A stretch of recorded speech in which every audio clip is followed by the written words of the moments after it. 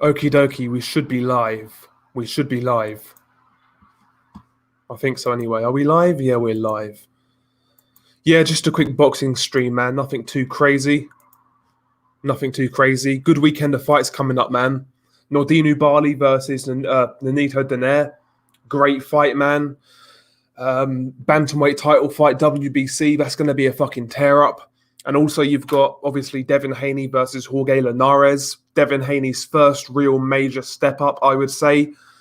Very interesting fight. I would imagine Devin Haney wins, but I think we're going to get a lot of questions answered about Devin Haney in this fight. So, yeah, good weekend coming up. And, of course, also on the undercard of Donaire versus Oubaali, we have the fight of the weekend, Junkumbayev versus Subriel Matias. That's the fight of the weekend. If you can't tell, I'm a little bit fucking buzzed right now. Had a few smokes here and there, you know. But,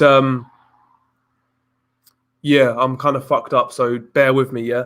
Bear with me. We've got Unrivaled boxing talk in the house. Big up to Unrivaled. Salute to you, sir. We've got plant-based boxing. A quick one.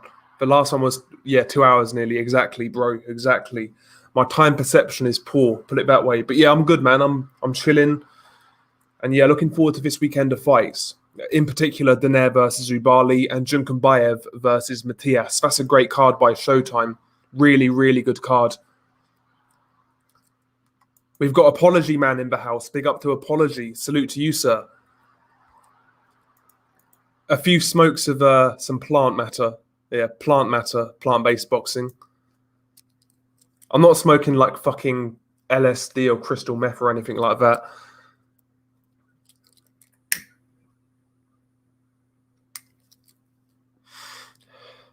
Thoughts on the Dubois undercard? To be honest with you, bro, I'm not even sure who's on it. Let's have a look. Daniel Dubois. Let's have a look. Let's have a look on BoxRec. Okay. Daniel Dubois. So 5th of June.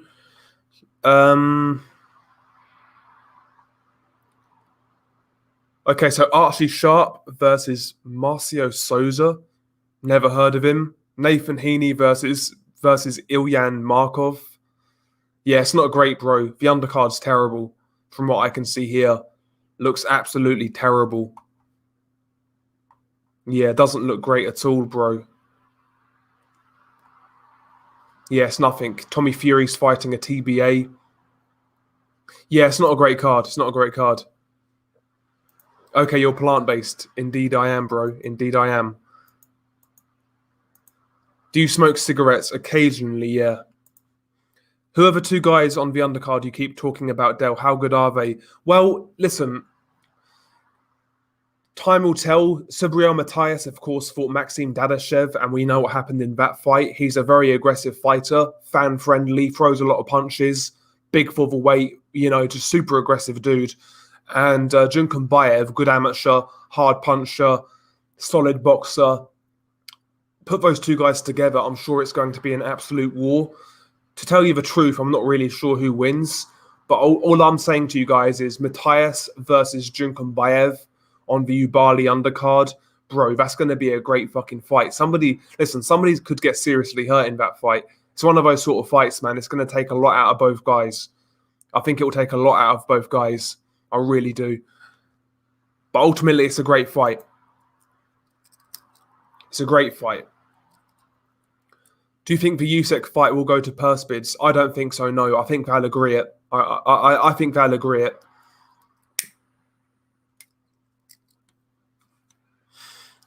That's really what I'm waiting for next in the heavyweight division, is that fight to be confirmed.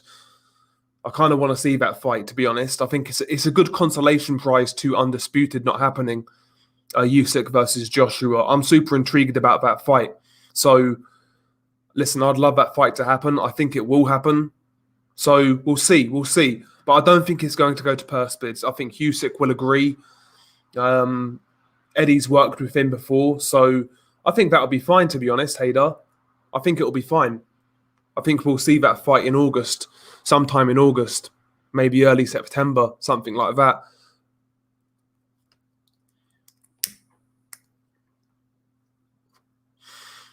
And obviously we've got Wilder and Fury, third fight in, July 24th. So, yeah, I mean, we'll see.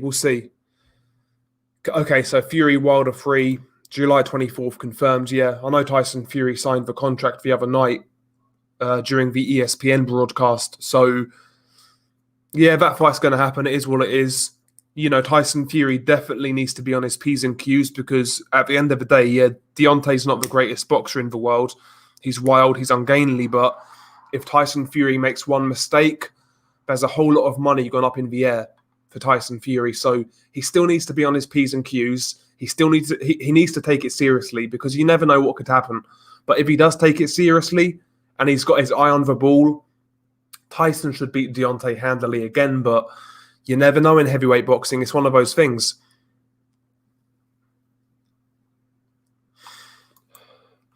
I agree, plant-based boxing. I'm really excited by the Usyk fight. Starting to think Wilder and Fury are both divas. Don't have a dog in the race. I totally agree. Plant-based boxing. I've not liked Tyson Fury for a while. I don't like Deontay Wilder. So whatever happens, happens. To tell you the truth, I mean, either way, I kind of win. So if Wilder loses a game, we've got we got a lot more meltdowns coming up. And if Fury loses, can you imagine his fanboys, how they're going to respond? So either way, we win.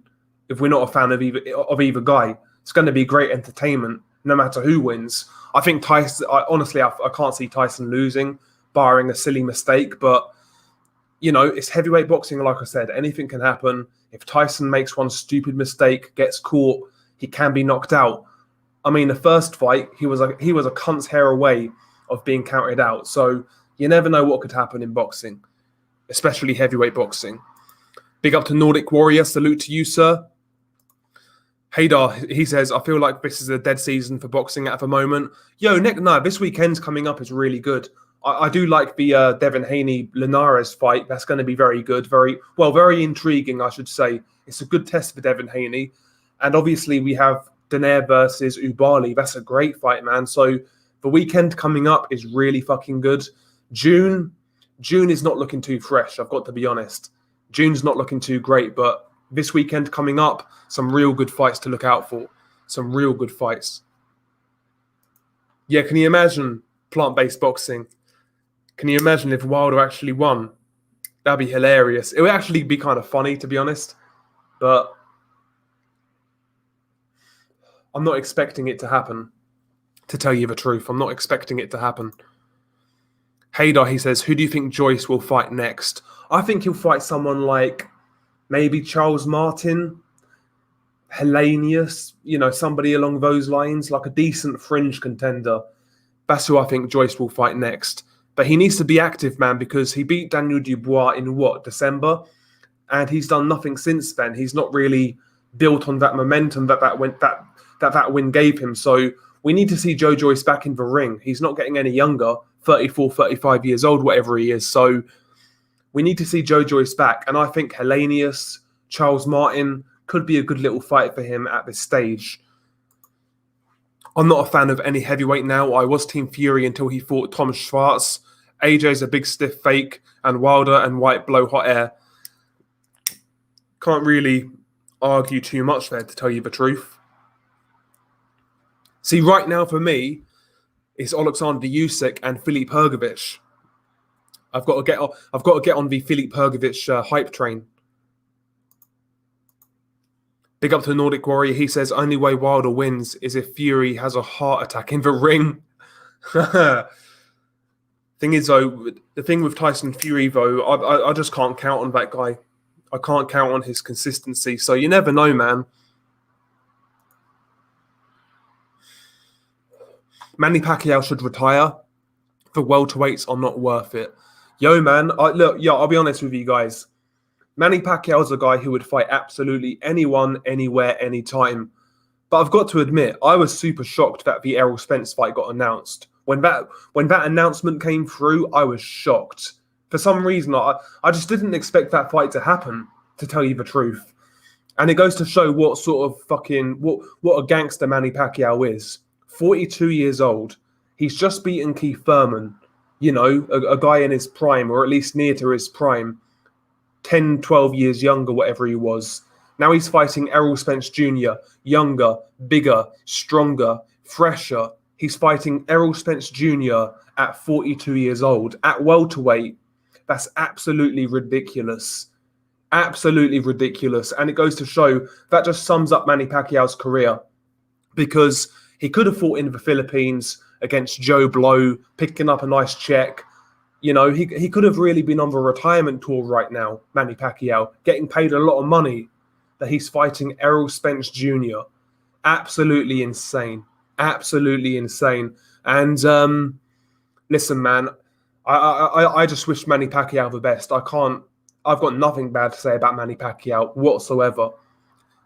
He's giving me the best fights at 42 years old, when certain guys in that division are 32, 33, and their best win is Victor Postal.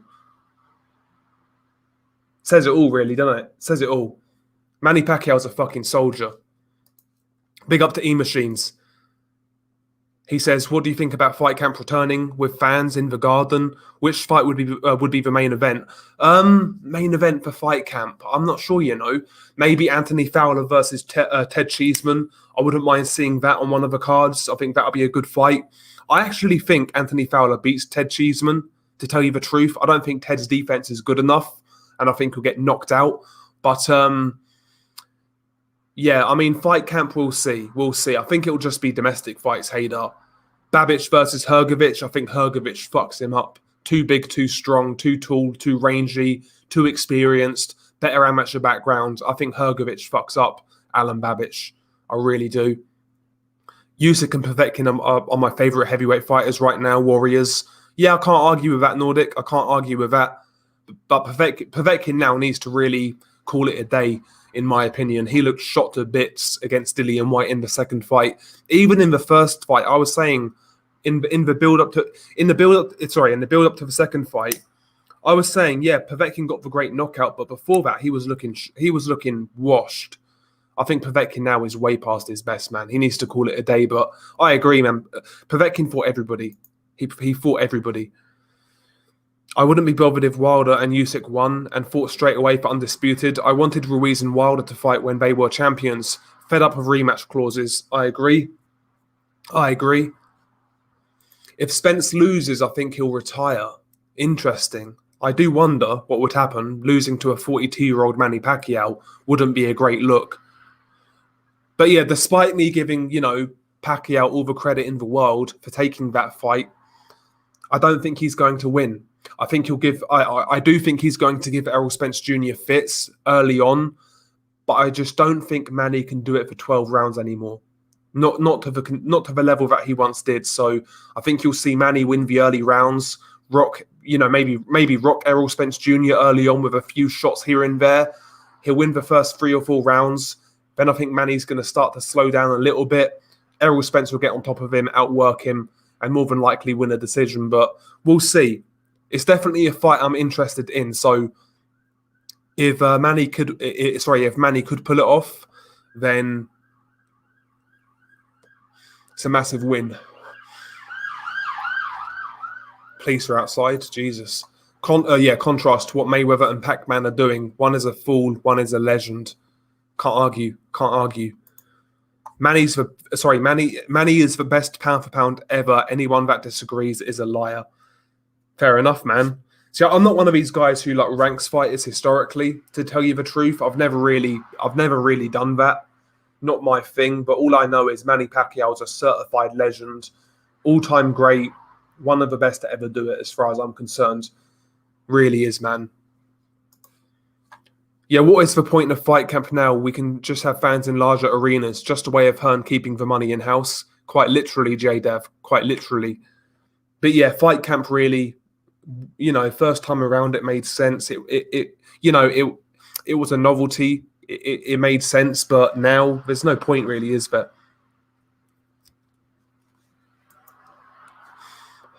Haney or Garcia, who wins? I think Devin Haney beats Ryan Garcia, Hader. Ryan Garcia's got nice quick hands. He's got decent timing, but I think he'll be one of those guys where if you make him take the lead and you make him be the aggressor, I think Ryan Garcia is going to struggle. We saw that at times against Luke Campbell. I think Devin Haney, for better or worse, I know people don't like him, but I do think Devin's a good boxer. I do think I do believe he's got potential, and I think he can make Ryan Garcia take the lead and make Ryan Garcia chase the fight. And I think Devin Haney outboxes him, to tell you the truth. I really do. And I wouldn't be shocked if Devin Haney stopped Ryan Garcia. I know that might be controversial, but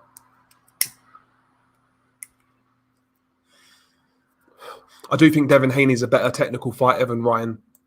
I really do. Do you think if Wilder wins, Al Heyman will be in... Sorry. Do you think if Wilder wins, Al Heyman will no way want undisputed fight as he wants to keep belt hostage? Maybe E-Machines. I wouldn't be shocked. I mean, let's say Wilder wins. If I'm Al Heyman, I make the Andy Ruiz fight. I think that's what would happen. If Wilder beat Fury in the third fight, he'll make the Andy Ruiz fight. Massive fight in-house. Ruiz has that Hispanic following. He's got a lot of fans. Wilder's got his own fans. Put those two guys together, it does well on pay-per-view. You know, I think that fight would do well without a belt, to be honest. So if Wilder became champion again and he fought Ruiz, I think that fight does well. Manny should buy Spence a present for making the fight. A bottle of Hennessy and a Ferrari would be good. I'll tell you what, it could be a good shout. It could be a good shout for Manny. Hello, Del. What would you rather see? Fury versus Wilder 3 or Joshua versus Ruiz 3? That's a good question, you know, because both times in the rematches, both guys won conclusively. So Joshua completely outboxed Ruiz. Fury smashed Wilder. I'll tell you the truth. After Ruiz's last performance, I probably still... Honestly, I'd rather see Wilder versus Fury 3. Because as bad as Wilder is, at least he still has that punch. Policeman got the call for somebody not wearing a mask. Do you think Taylor is the best British boxer? I think he's top 10 pound for pound. Yeah, Josh Taylor right now is pound for pound UK #1, without a doubt. His run at 140, unbeaten guys like Prograis, Ramirez, Baranchik, all of those unbeaten guys he defeated. Plus, you know, guys like Victor Postal in 18, 19 fights, whatever it is. Outstanding, Josh Taylor's resume so far. He's not fucked about. He's fought everybody that he needs to fight. He's #1 in the UK, Josh Taylor. #1, without a doubt. Do you think Ben Davison's influence promoted Josh Taylor not to press his advantage in the last 5 rounds? It's a hard one, really. I think, you know, after the second knockdown in particular, I think Josh Taylor kind of was guilty of trying to look for one perfect shot again, to tell you the truth. I'm not sure whether that was Ben Davison or just Josh Taylor himself. I'm not really sure. But yeah, I think Josh was guilty of looking for one shot after the second knockdown kind of thing. But, you know, he got the job done. I felt he won a lot clearer than the scorecards, to tell you the truth. And at the end of the day, you know, I'm very doubtful of Ben Davison, but he got the win with Josh Taylor, so I can't be too critical. I liked that Ben was telling Josh not to actually bounce on his feet, you know, use a lot of that energy. You know, I'll give Ben a bit of credit. He got the W, so that's all you can really ask for. Nordic says Taylor is undoubtedly the best British fighter pound for pound. No argument with that for me. I agree. Davison costed Taylor a knockout. I'm not sure, man. Listen, Ramirez, if you go and trade with that guy, he's going to be dangerous at the end of the day. Maybe Taylor could have knocked him out, maybe. But if he got it wrong, you know, it could have gone up in smoke. Undisputed world champion in 18 fights and 5 undefeated opponents in the process is unheard of in British boxing. Indeed it is, Nordic. Indeed it is. It's rare in just boxing in general. Yeah, Fight Camp was a good idea, but the time they held the first event, there were studios and York Hall to use. Frank done 2 shows in BT Studio by the time they built Fight Camp. Yep. Listen, it was what it was, really, Fight Camp. It was a good novelty experience, but that's really it. I think Davidson's an awful trainer for tactics, just a good fitness coach. Yeah, that's how I feel right now, Nordic. That's how I feel. Maybe we go to listen. Maybe we prove to be wrong. Maybe in the future, Ben Davidson's going to prove himself to be a great trainer. Who knows? But the thing I don't like about Ben Davison is that he's too fond of the camera. You know, fight week to Taylor Ramirez, he was talking about Billy Joe Saunders, Mark Tibbs getting involved there. If I'm Josh Taylor, despite me winning that fight, I wouldn't like that personally. I'd be looking at Ben Davison real closely right now. I think Ben right now is a little too immature, and he's a little full of himself. To tell you the truth, I think he likes the camera too much. I don't doubt he knows about boxing. I've heard him talk about boxing, and he knows his stuff. He's not like some fucking scrub who knows nothing about boxing like JD's. He's not at that level, but he needs to alter a few things. Ben Davison. Shane McGuigan's a great trainer and suited to Josh perfectly, in my opinion. I agree. Why is Davison such a fanboy? He does come across a bit of a yes man, Ben Davison. He does come across that way. Bit of a simp, Ben Davison. A bit of a simp. But again, he got the job done. He got his man, he got his man in good shape. And ultimately, he was on the winning end. So I can't criticize Ben too much. So I'll leave him alone. I won't go too hard on Ben Davison. I won't go too hard. People are saying the tactics could have got Josh Taylor robbed. Maybe. I see that criticism, but I thought that fight was clear for Josh Taylor personally. I don't think that's Ben Davison's fault. I think that was a clear Josh Taylor win. I know some people had it close in terms of rounds kind of thing. Everybody had Josh Taylor winning, but I know some people gave Ramirez a lot of rounds. But I don't really see that personally. I think Ramirez definitely won. He definitely won 3 rounds, Ramirez. I think 4 rounds for Ramirez is fair. Personally. I think 4 rounds for Ramirez is fair. But that shouldn't have been that close on the cards. I mean, you listen to the commentary, both on Fight TV and ESPN. They was desperate for Ramirez to win that fight. They was absolutely desperate. Taylor Crawford, who wins? I'd pick Crawford right now. I'd pick Crawford. I need to see Josh Taylor at 147 in a fight beforehand. So someone like Josecito Lopez, Abel Ramos. I want to see Josh Taylor in with a welterweight, get used to the weight, and go from there, kind of thing. We'll go from there.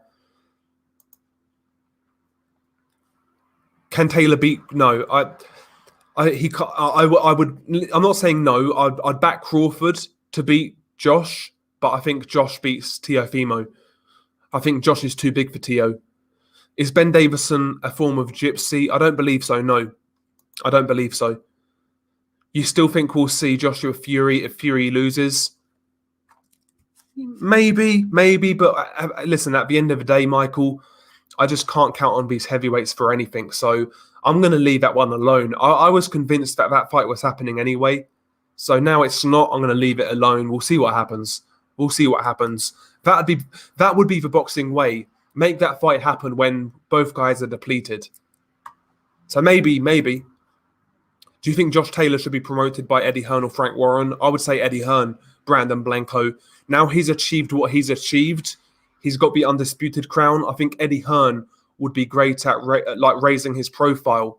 Get a couple of domestic fights, defend against Jack Catterall, then maybe Lewis Ritson. I know the wider public may not want to see those fights, but for a UK perspective, that's a great way to build Josh Taylor in the UK. Because despite Josh Taylor arguably being Britain's best fighter, nobody knows who he is. Unfortunately, nobody knows who he is. So I think Eddie Hearn would be a good fit for Josh Taylor right now. I really do. Say what you want about Eddie Hearn, but he is a good promoter in terms of getting his guys hype. What are people looking forward to more? Donaire Oubaali or Haney Linares? I would say Donaire Oubaali, but I do like Haney Linares. I gave Ramirez 3 rounds. Yeah, I'd say 3 or 4 rounds kind of thing. That's what I would say, Quags. Taylor dominated Ramirez. Anybody giving Ramirez more than 4 rounds must score punches taken rather than received.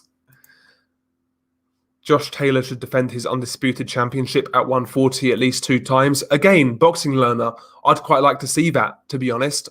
I'd quite like to see that. Ideally, I'd like to see Josh Taylor get rid of Jack Catterall, who is his Mando, get rid of him, and then fight Prograis again in a rematch. That's what I would like to see. See, for me, as much as I like Josh Taylor, and I felt he beat Prograis, I don't think he separated himself from Prograis. I could see somebody giving that fight a draw or even a round to Prograis. You know, a point either way or a draw. I felt Josh Taylor nicked it, but I think anybody who really watched that fight, I can't see how anybody could say any fighter really kind of separated themselves from each other. So I'd like to see Josh Taylor fight Catterall and then Prograis in a rematch. That's what I'd like to see. 9-3 with knockdowns. Sorry, 9-3 with 2 knockdowns. It was not a close fight, but in Vegas, Josh needed those 2 knockdowns to win. I agree. On Twitter after the fight, Ben Davison wrote, "Boxer-sized Ben strikes again," and somebody replies, "Congrats, you took a ready meal and shoved it in the microwave." Yeah, I saw that, J-Dav. Perfect comment. Perfect comment. What's stopping Taylor leaving for Hearn? It's that contract with Top Rank.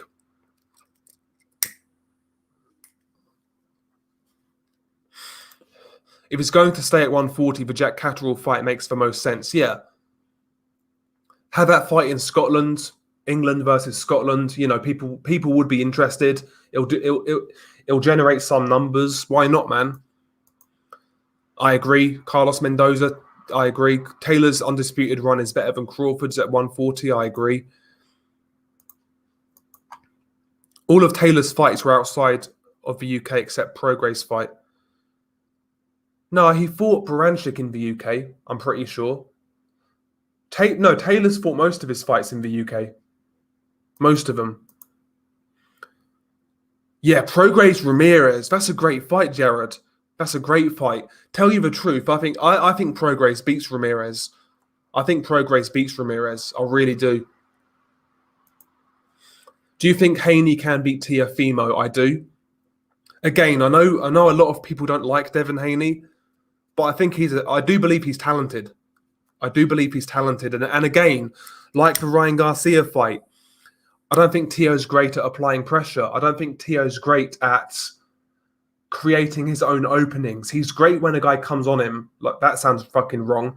He's great when a guy comes to him, like, you know, being aggressive. He can pick him apart. But if you're someone like Devin Haney, who's quite tall and long, who can move, who can jab, you know, keep it at range and stay moving, I think he'll give Teofimo a lot of problems stylistically. I really do. Teo could catch him, to be honest. I've got no idea how Devin Haney's chin is, but I think Devin's style would give Teofimo a lot of problems.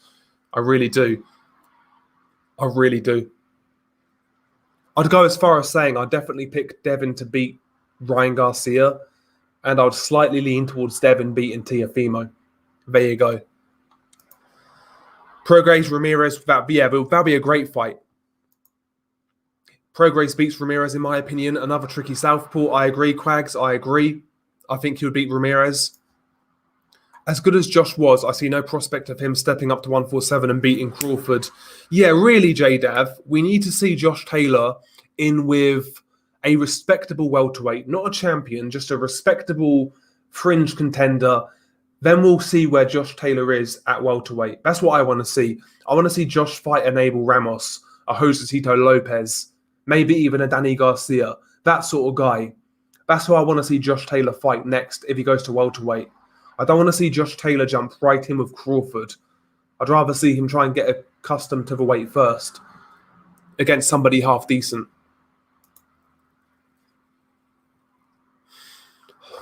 I don't understand why Taylor is undermarketed. I'd like to see Taylor fight Catterall in Ibrox. Good shout. Although Josh Taylor, I think, is he a Hearts fan or Hibernians fan? One of the two. I don't think Josh Taylor would like to fight at Ibrox, bro, in terms of like the football rivalry. But what's your favorite weight class to watch right now? 140 is one of them. I do like super flyweight. I always like cruiserweight.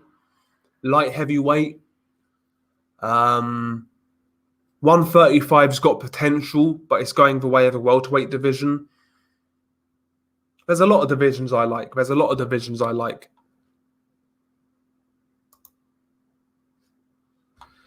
Yeah, Prograis is a bigger puncher and a better counter puncher than Taylor, in my opinion, but he's not as physical. Yeah, I agree. In a pound-for-pound sense, if Prograis was Taylor's size, he'd have beaten Taylor. He would have beaten Taylor. And that's one thing about this. Listen, I like Josh Taylor a lot. I felt he beat Ramirez a lot more clearly than the judges did. But people are talking about pound for pound with Josh Taylor. Yes, he's got a great resume for 18 fights. Yes, he's picked up some real good wins. But we have to consider Josh Taylor is a massive 140-pounder. And look, like physically, he's got advantages over most guys in his weight class. So the whole pound-for-pound conversation of him being top 5, I think is a little overzealous, to tell you the truth. I think it's a little overzealous. Someone like Lomachenko going through weight classes when he's clearly the smaller man is a pound-for-pound level accomplishment. Manny Pacquiao going through weight classes. That's pound-for-pound for me. Does Taylor's skill set translate to 147? We'll see. But I think the whole top 5 pound for pound thing for Josh Taylor is a little, I think it's overdoing it a little bit, to tell you the truth.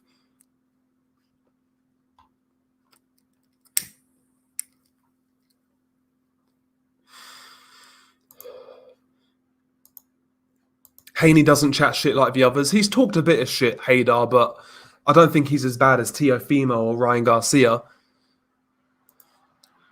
Top Rank promotion was not good. I heard ESPN promoted the fight during the basketball games, but to me, it was not very good at all.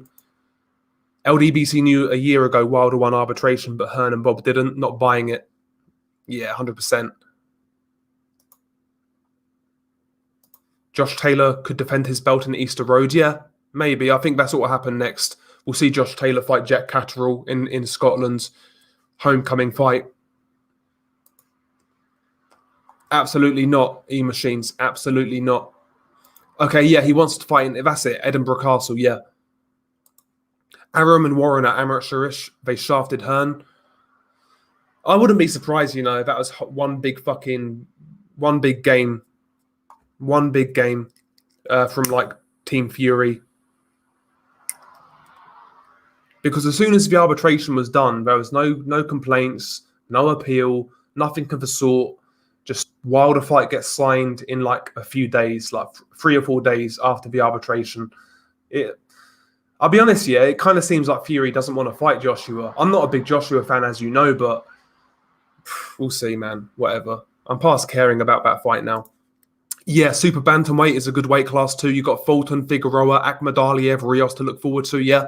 Super bantamweight's a good division, no doubt. Plus you've got Danny Roman knocking about. Yeah, it's a good division. Super bantam, yeah.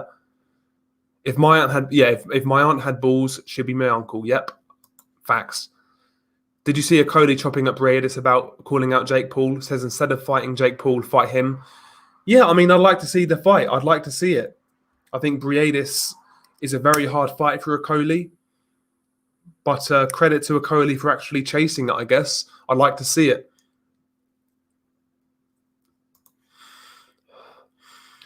Yeah. Any other ref, and I think the knockdown doesn't happen and Ramirez wins on points. Yeah, the knockdown was suspect, in my opinion.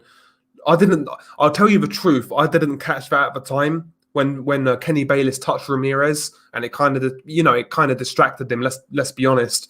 I didn't actually catch that watching it live. And I was going in on Kenny Bayless. I thought his performance was terrible anyway. But I didn't see that he actually touched Ramirez. So for the second knockdown, I actually feel a bit sorry for Ramirez. I was going in on Kenny Bayless for giving Ramirez all this time to recover, but maybe I think what happened is Kenny realized he made a mistake, and on the second knockdown, he gave Ramirez a bit more time. But I'm not sure. What does poor Joe Joyce do next? I feel for him. Yeah, I mean, he beat Dubois in great fashion, dominating fashion, in my opinion. And he's got nowhere for it. So he needs to fight soon. Again, I think someone like Robert Helenius, Charles Martin, somebody who's a fringe contender, keeps him in the rankings, somebody like that. I would say for Joe Joyce. Del, are you planning to go live sometimes on your second channel? Maybe, potentially. Not anytime soon, though, but potentially, yeah, potentially. That's another thing, I was actually going to record for the second channel tonight, but I can't be asked. Yes, Severiano Matias versus Bartsan Junkumbayev, 12 rounds, IBF Junior Welterweight title eliminator, is a mad fight this weekend. I agree, Jazz. I said earlier, I think that is the fight of the weekend in terms of pure entertainment, pure violence. I'd be shocked if that fight's not a barn burner. That could be a fight of the year contender. Junkumbayev versus Matias. That's going to be a great fight. Both guys can punch. Both guys naturally are quite aggressive. So that's going to be a barn burner. Junkumbayev, Matias. I think Matias is slightly more tested, to tell you the truth. And I might favour him to win slightly, but that can go either way. It's one of those sort of fights. One of those fights. Yeah, I'd like to see Taylor stay at 140 and fight in the UK. I have doubts about that, though. Yeah, I think what you'll see, he'll fight Catterall in a homecoming fight, and then he'll move up. Yeah, I think Jack Catterall said he'd fight at Edinburgh Castle too. Easy fight to make. Yep, I agree. And by the way, I don't think Jack Catterall's a bad fighter, Nordic. I don't think he's a bad fighter, to tell you the truth. I don't think he's really world level, but he's better than domestic level. I'd say he's like a good European level guy, Jack Catterall.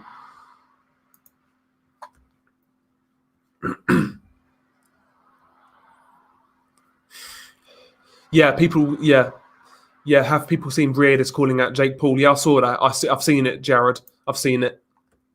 Big up to John Gonzalez, my favourite Texan. Yeah, Briedis is weird, and he's got a TikTok. It's suspect, man.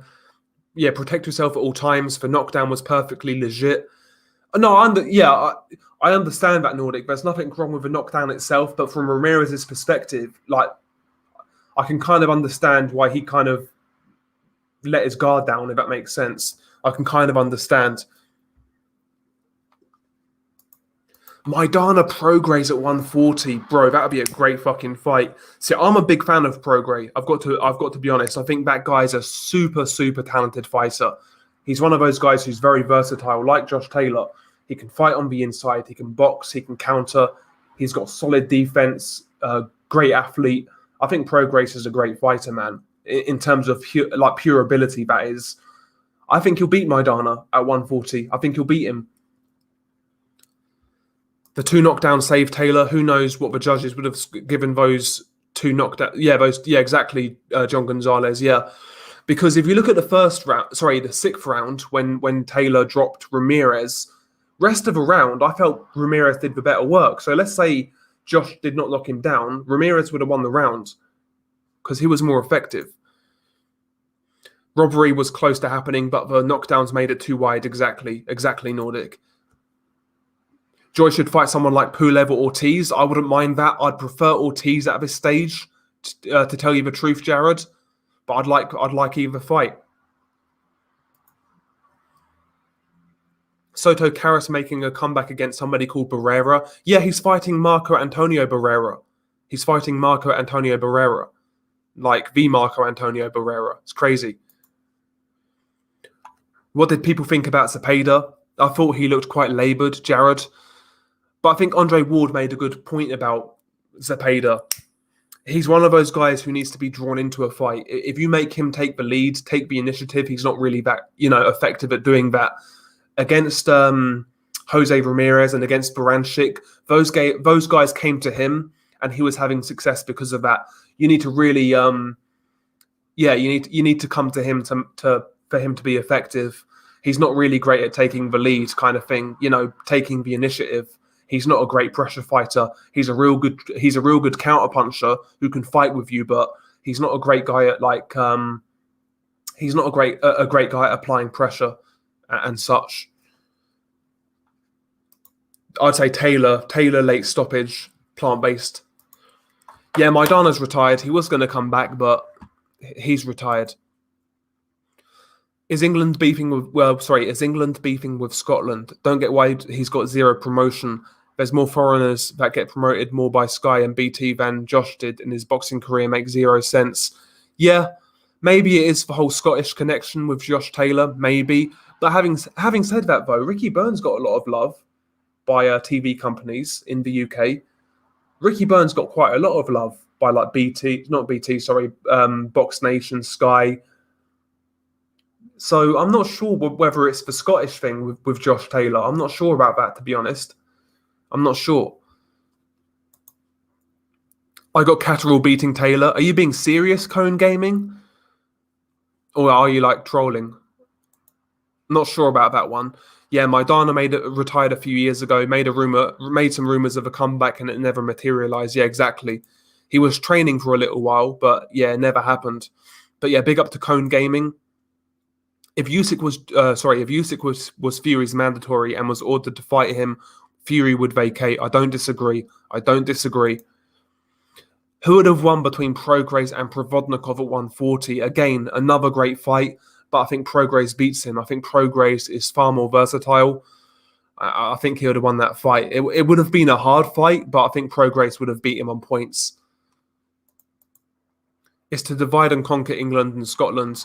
That's why he gets no coverage. It makes the Scots think we hate him because he is Scottish. Maybe. Who knows? Yeah, Zepeda was just going through the motions. Win today, look good tomorrow. As they say, he was just in a shootout with Baranchik in his last fight and was a wee bit gun-shy, in my opinion. He'll improve in his next fight. Yeah, it could be that, Nordic. It could be that. And, fighting that sort of fight against a super dangerous guy like Baranchik and then fighting like a bit of a spoiler in Hank Lundy, it must be hard to get up for that sort of fight. It must be hard to get up for it. So maybe it's just that. He gets zero promotion because he exposed the COVID scam. It could be that. It could be that. I got to rate management of Barry McGuigan getting him that undisputed position. Yeah, but listen, Barry, he's a shady character, Barry, but he knows his boxing. He does know his boxing. Yeah, been plenty of popular Scottish fighters. Ricky Burns, Scott Harrison, Jim Watt back in the day. Exactly. I don't think it's the Scottish thing. I really don't. Like I said, man, like Ricky Burns gets a lot of TV coverage. He gets a lot of chances, a lot of opportunities on Sky. I don't think it's that. I really don't.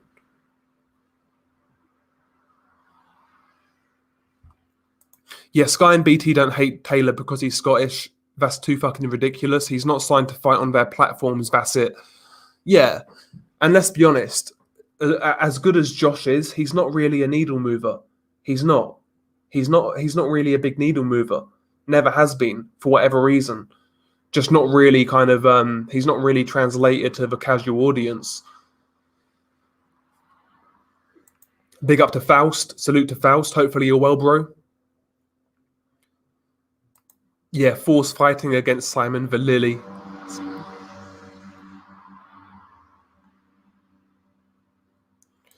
Yeah, he's made his feelings known in interviews and social media. Even Umar IFL Umar told him to stop talking about it. Yeah, exactly. E-machines. The Scottish government prioritises foreigners over the indigenous people. Hats off to Josh. Josh didn't have a plan B. It shows one corner had a slightly better strategy than the other. Can't wait to see who Josh takes on next. It's going to be Catterall. Prograis, Danny Garcia. Again, I'm not sure about Prograis at 147. He's not all that big to me. He doesn't look that big to me, Prograis. He doesn't look that big to me. So I'm not sure about that fight. It'll definitely be a barn burner. I might favour Prograis slightly, but it'll be a good fight. Pac-Man's chances against Spence, I think he's got a chance. If it's the same Manny from the Furman fight, he'll definitely give Errol Spence fits early on. It's really just whether he can hold it together physically at this stage at 42 years old against somebody big and strong like Spence. It's about whether he can hold it together physically. But if it's the same version of Manny who fought Furman, he's definitely got a shot. I'd love to see Manny Pacquiao do it. Nothing against Spence. I actually quite like Errol Spence, to be honest, but I'd love to see Manny Pacquiao do it. But we'll see, man. We'll see. We'll see. Oh, he's talking about Josh Taylor, precise. He's talking about Josh Taylor. He's been talking about like the scamdemic on social media quite a lot. And he's been getting a lot of backlash from certain people on Twitter. But I say maybe that's the reason he's not promoted. I don't know. Really, I'm not sure. Big up to Mad Chad. Pac-Man the GOAT. Yeah, Manny Pacquiao, 42 years old, fighting Errol Spence Jr. Just a microcosm of his career, really, isn't it? Just absolutely amazing. And again, if anybody... You've just got to enjoy Manny Pacquiao while he's still here. You've just got to enjoy what's left of Manny Pacquiao. Because when he retires, man, that's one big void left in boxing. That's one big void. Nobody's doing it like Manny Pacquiao. Nobody. As I said, I was shocked. I was absolutely shocked when that fight got announced. I was shocked. Like I said earlier, man, Manny Pacquiao could be fighting in the Philippines against Joe Blow on a retirement tour, getting paid. But no, 42 years old, fighting the number one welterweight in the world. It's crazy. And a big welterweight as well. BT had the UFC deal, so didn't put boxing on the same time. Top Rank and Fight TV have UK TV deal for the shows, yeah. Yeah, Alex Arthur, he was popular. Ian Ward, he was popular, yeah. Yeah, exactly, Jazz. I don't think I just don't think the numbers added up. Hardly anyone's going to watch it in 4 a.m. And Aram is incompetent. Fury AJ debacle showed that he can't promote anymore. Indeed, smash the like button. Fuck's sake, Kane Gaming.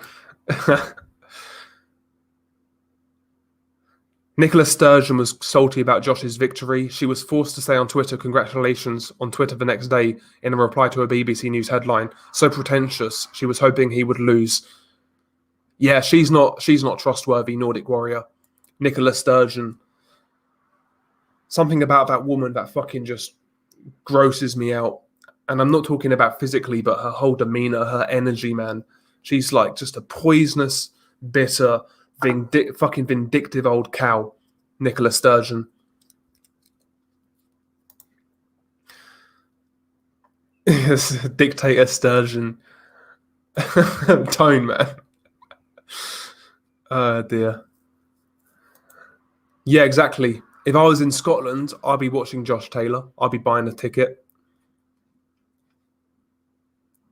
Kind of off topic, but do you watch any basketball? Any opinions on the NBA playoffs this year? Nope, I couldn't tell you the first thing about basketball. Couldn't tell you the first thing. Taylor reported that the McGuigans took way too much. Shane was trainer, Barry was manager, and Blaine was a promoter.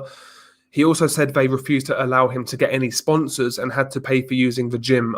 Yeah, that's what I heard as well, AA. That's what I heard.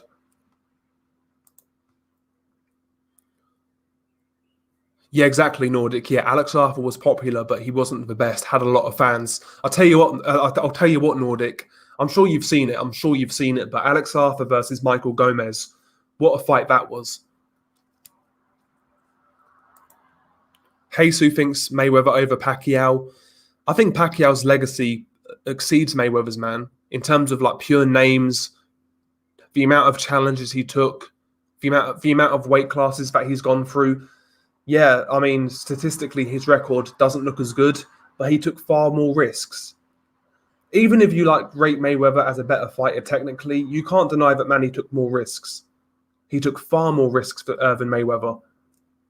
And Mayweather had a great career. I'm not one of these guys who's like ultra anti-Mayweather, to tell you the truth, but Manny took more risks, man. And you got to rate that. Big up to G-Man. Salute to G-Man. Great channel. Big up G-Man. Nicola Sturgeon is a snarling ginger dog. Fuck it now. Yeah, I'm not a fan of Nicola Sturgeon. Time waits for nobody. At 42 years old, inactive, past his prime versus a top 5 pound-for-pound fighter in his prime is not a good move for Manny Pacquiao. Maybe you're right, Mad Chad, but is Errol Spence Jr. really a top 5 pound-for-pound guy, though? I know he is in the media, but I mean, when you look at his resume, I don't think Errol Spence Jr. has got a top 5 pound-for-pound resume. Plus, also, like I was saying about Josh Taylor, a lot of his game comes from his physicality, his size. So I'm not sure about Errol being pound for pound, but I agree with everything else. I do. Frampton beat McGuigan in court. He did, yep. Yeah, Scott Harrison was a great fight. Well, not a great fighter, but he was a very good fighter. Scott Harrison he should have achieved a lot more. Scott Harrison.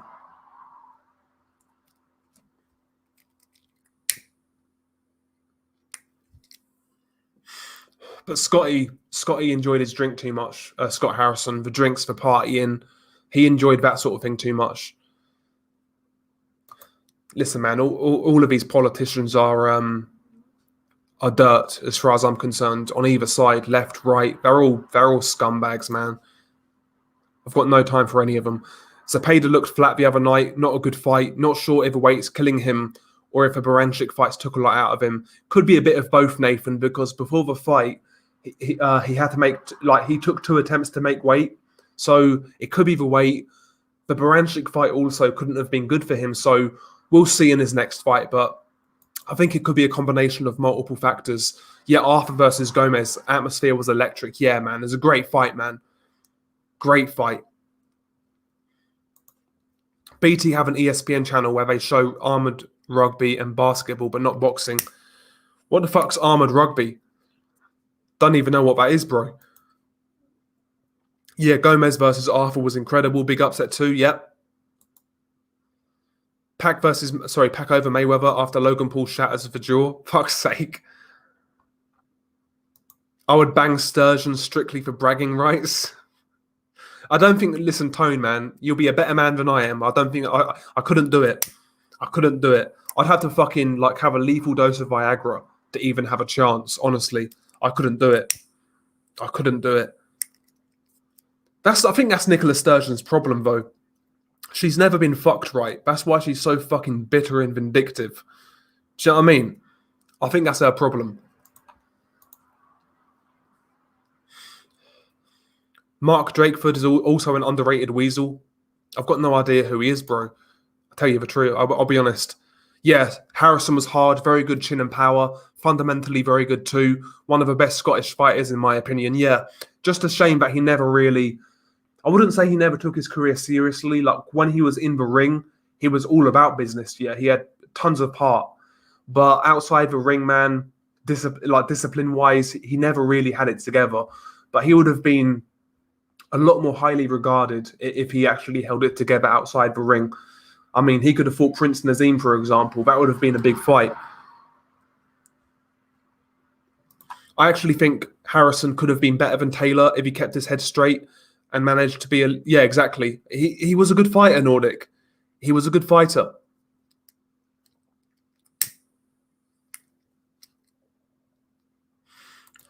Exactly, Hader, yeah. Exactly. In 30 years' time, when they're both long gone in the world of boxing, who do you think historically will be higher regarded, Mayweather or Pacquiao? I think as time goes on, I think you might see Pacquiao be more highly regarded than Mayweather. I think that's what will happen. Right now, it's still fresh. Manny's still fighting. Floyd's still kind of flirting with boxing. You know, he's still got a lot of fans. So does Manny. So there's always going to be that fanboy debate. But I think in 30, 40 years' time, once the fanboys have all kind of died out, I think objectively a lot of people would see Manny Pacquiao as the greater fighter in terms of achievements, risks taken, etc., etc. I think Manny might be more highly regarded in the future. Yeah, Scott Harrison was decent, man. Yeah. Yeah, Scotland, they've produced some very good fighters. Very good fighters.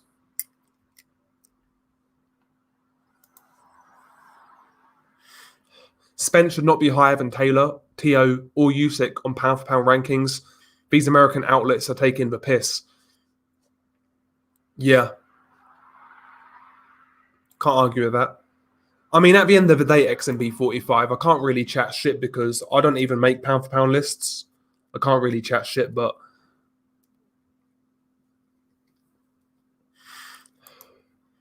Scott Harrison was good. Yeah, he was good, man. Shane McGuigan's a good trainer, but he comes across as an absolute snake. Yeah, there is something about him, G-Man. There is something about him.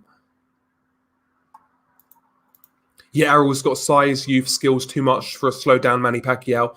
I think I would agree, Mad Chad. Again, I think Manny Pacquiao's going to start really well. He'll give Errol Spence Jr. a lot of problems early on, but it's just physically, can he do that for 12 rounds against a big, strong guy who's got a pretty good gas tank, who's quite durable, who's fresh, who's younger? I'm not sure, man. I'm not sure. I don't think he can. The Money May stage of his career was very calculated, but it's not like Manny wasn't as well in the second half. How much does fighting the Brandon Riotas of the world really go for legacy?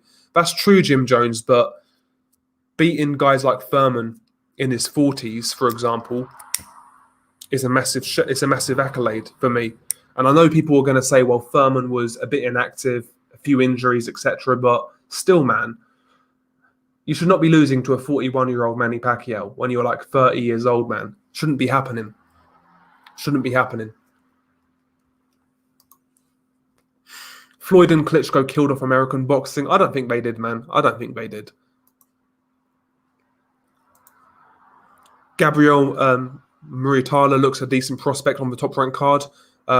Correa Vivas was a good fight, but Correa couldn't catch a break with the judges. Twice in a row, he's been robbed. Yeah, I never saw that fight, those two fights, Nathan. I was basically watching from Elvis Rodriguez, Kenneth Sims Jr. onwards. That's when I watched. But yeah, I need to see those fights. I heard people put Errol Spence Jr. pound for pound after he beat Kell Brook. Exactly, yeah. If Sturgeon gains 50 pounds, then Dell's going to be all over her. Fuck's sake. Okay, so the guy you mentioned is the Welsh equivalent of Nicola Sturgeon. Okay. Is Diane Abbott your type of woman? I bet you'd die to get with her. Christ. Floyd is ugly, boring, and racist.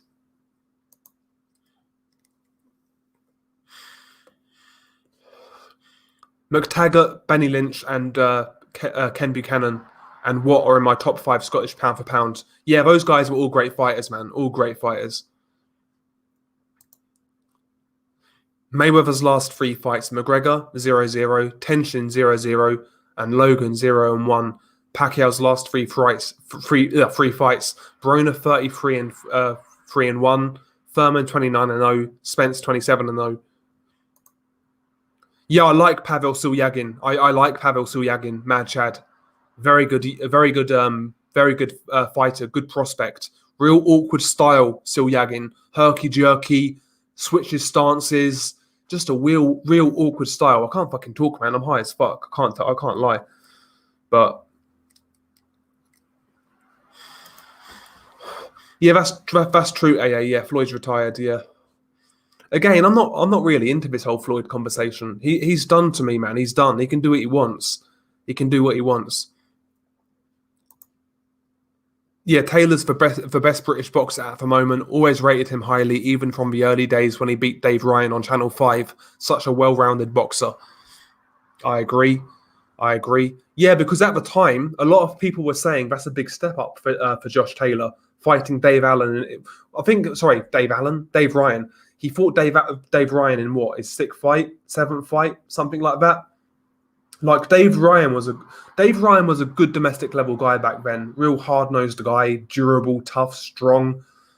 You know, yeah. Josh has been about business from day one.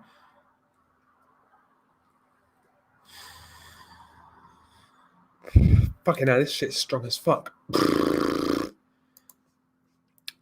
Pac's going to be remembered more in the future. That's what I think as well, Carlos. That's how I think it will go down in 20, 30 years' time. That's how I think it will go down. Maybe I'm wrong, but Taylor likely fights Catterall next in Scotland, then probably moves up unless he's got a fight with Teofimo Lopez at 140. Yeah. Another fight for Josh Taylor in terms of pure money is Mikey Garcia. at 140. Mikey's saying he wants the fight. I wouldn't mind seeing it. I think 140 is much more suited to Mikey, and he's a good 140 pounder. I think that'll be a decent fight for Josh Taylor. That'll be a decent fight. I could see that happening in the future. Yeah, Taylor wanted a fight at Edinburgh Castle or Easter Road, but I can't see it happening without a full crowd. Yeah, that's the thing. I'd love it if Pacquiao beats Spence. Love it if, yeah, in the Kevin Keegan voice, I would love it if Pac beats Spence. Love it. Keith Thurman's a true simp. Blew up his career for some tail. It's a complete joke. He was the future of 147 for a while. Yep, a lot of people were super high on Keith Thurman way back when. We're talking 2013 time, 2012 time, when he was beating Diego Chavez and guys like that. A lot of people were super hyped on Keith Thurman. And I thought he'll do it. I thought he'd be good as well. And listen, man, Keith Thurman's a good fighter. Like, he beat Danny. He beat Sean Porter on paper. Like, Keith Thurman's a good fighter, but didn't really achieve what he was expected to. What do people think damaged boxing in the US? I'm not sure, man. I think people say about Floyd and things like that, but the amateur system, I mean, look at the amateur system in the US in the last sort of 20 years or so. Look at the US's performance in the Olympics compared to like the 90s, the 80s, the 70s. It's chalk and cheese. Like, the amateur programs in the States, something is seriously wrong out there when it comes to the amateurs. They don't seem to be producing the same amount of talent as they used to.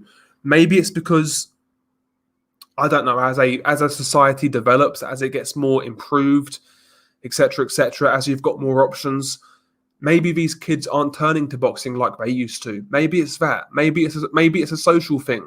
I'm not sure what it is, but something, the US amateur system just isn't producing the amount of talent that it once did.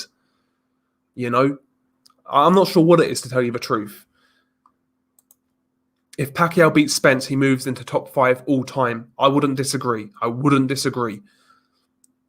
Again, I'm not one of those guys who makes those sort of lists, but if you said that, I wouldn't call you crazy. Imagine if, exactly, Nordic. Imagine if you could get Crawford to come back to Scotland. That'd be amazing. And again, not just for Taylor would that be amazing. Not just for British boxing, Scottish boxing would that be amazing. But also, it's a great opportunity for Terence Crawford. He needs something like that, outside the box. Roll the dice. If he fought Taylor in the UK and beat him, it's a massive fucking win. It's a massive win. And that's what Terence needs right now. He needs something big. If he could beat Josh Taylor abroad, away from home, that's a hell of a look. I believe pound for pound is one person, not a list. You pick one person and they get the accolade. Yep, I wouldn't disagree. Calzaghe versus James Toney, both in their prime. Who have you got? James Toney's my favourite fighter of all time, so I'm always going to be a bit biased. But James Toney, the issue of James Toney, he could be lazy, he could be outworked. And against Joe Calzaghe, that's a recipe for disaster. Joe Calzaghe would definitely beat James Toney. If those guys fought 10 times, I think Calzaghe might win more just based on pure work rate, pure attrition, pure stamina. I think he could outwork James Toney. To be honest, just stylistically, I think he could outwork James Toney. Like, James Toney got outworked by a lot less fighters than Joe Calzaghe. Like Dave Tiberi, for example. Dave Tiberi wasn't anything special, and Toney was lazy, he was undisciplined, and he got outworked. He got out-hustled. So Calzaghe could definitely beat James Toney.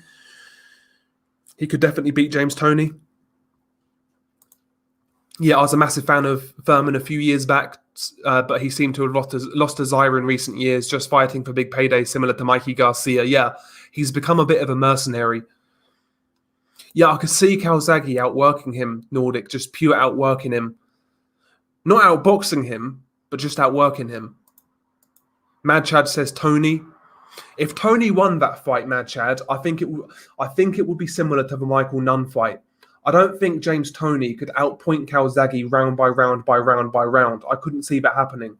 If Toney were to beat Calzaghe, it's a Michael Nunn type fight where he catches Calzaghe with something sweet, maybe when Calzaghe squares up or gets overzealous and he catches him with something big and stops him. That's how I see James Toney beating Calzaghe. But if Calzaghe doesn't go down and he makes all 12 rounds, I can't see Toney outpointing him. I really can't. A disciplined Toney wins. Yeah, this is what I said. I think it was on Twitter or like Discord or one of the two. That's what I think is going to happen, Nathan.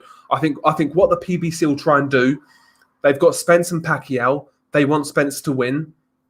And they'll make Furman and Ugas. They'll want Furman to beat Ugas. And then they'll do Spence versus Furman, providing it works out that way. That's what I think the PBC will try and do. If Toney's head's right, he busts Joe up. I think James Toney was much more naturally talented in terms of pure boxing skill, like boxing fundamentals. But Calzaghe, man, his work rate was something fucking crazy. He could beat guys who are more naturally talented than him based on the attrition, based on his chin, based on his work rate, based on the unorthodox style, the hand speed. He could just overwhelm guys. And you could see that with James Toney. If Crawford fights Taylor, will Ugas fight Furman or Boots? Interesting times for welterweight this year. I think Ugas is going to fight Furman. No, I never saw it. Danilo. Never saw it.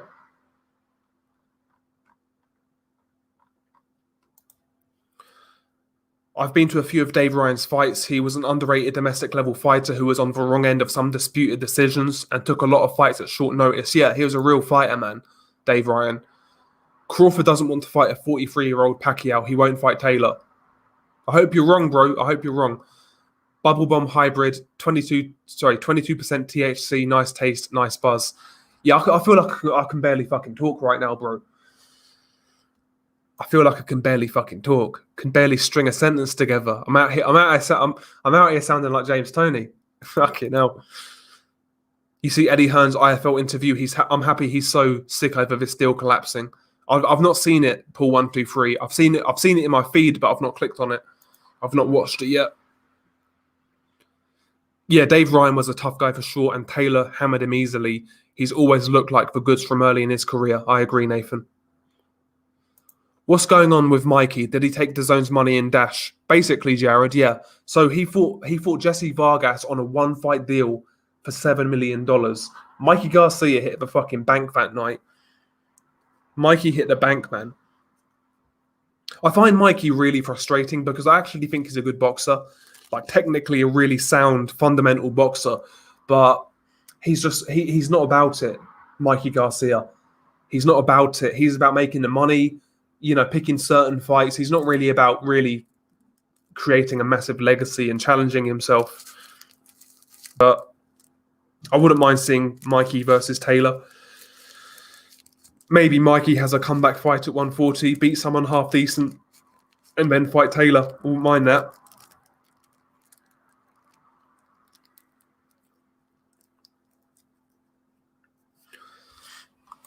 Manny Pacquiao's got more followers than any other boxer. He's nearly got 17 million followers. Yeah, that's that Filipino audience, man, coming out strong.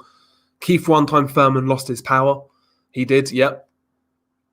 He got pussy whipped, plant-based boxing. That's what it is. I knew Taylor would go far after that Dave Ryan fight. It was a big surprise at the time, the way he beat him so easily, yeah. Pay-per-view wouldn't, yeah, exactly.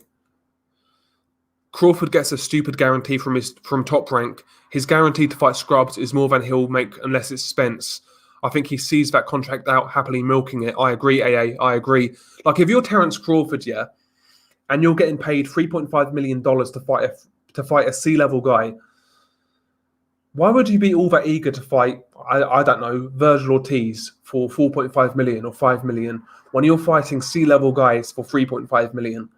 When a fighter gets overpaid for fighting low competition, it really kills his hunger. It kills fighters' hunger when guys get overpaid. That's what frustrates me when I hear boxing fans say, well, oh, Boxers get paid more than UFC fighters. That's why boxing's better. It's not better for us, for fans. Look at Leo Santa Cruz, for example. For years, he was fighting fucking scrubs, getting paid $1 million to fight Jose Cayetano. There's no wonder he wouldn't want to fight Gary Russell Jr. for 2.5. If you're getting paid $1 million to fight Jose Cayetano, why would you fight Gary Russell for $2.5 million? You'd fight 2 scrubs in a year and call it a day, and not fight the top guys. A lot of fighters are overpaid for doing very little, and that's why these guys don't fight each other, because there's no incentive, there's no reward when you're getting overpaid to fight fucking bums. No offense, but when boxing fans bring up boxing's pay structure as a good thing about boxing, it always makes me fucking cringe. Honestly, it always makes me fucking cringe. And at the end of the day, obviously you want to see fighters get taken care of, but we're boxing fans, we're consumers. Why do we really give a fuck? At the end of the day, the UFC fans are getting more better fights on a regular basis than boxing fans. That's all that matters really as a consumer. So there you go. Broner said that he saw Furman gambling 2 nights straight until 3 a.m. before the Pacquiao fight. Probably wanted to show his wifey Vegas. Yep. Yeah, exactly, Nathan. Yeah.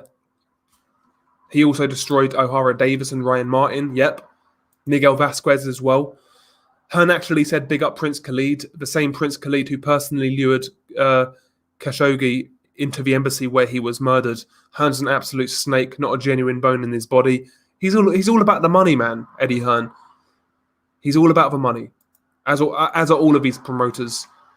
Crawford's a bum, worst champion of all time. Listen, I think Terence is a good fighter. I think he's a very good fighter, in fact, but his resume is not up to scratch. Simple as that. Not up to scratch. The USA is going straight to hell. Not just boxing, all sports. The US is baby charming, soft and pussified. Yep, it's the same in the UK, Mad Chad, man. I'm not sitting here criticizing the US. We're the same out here as well.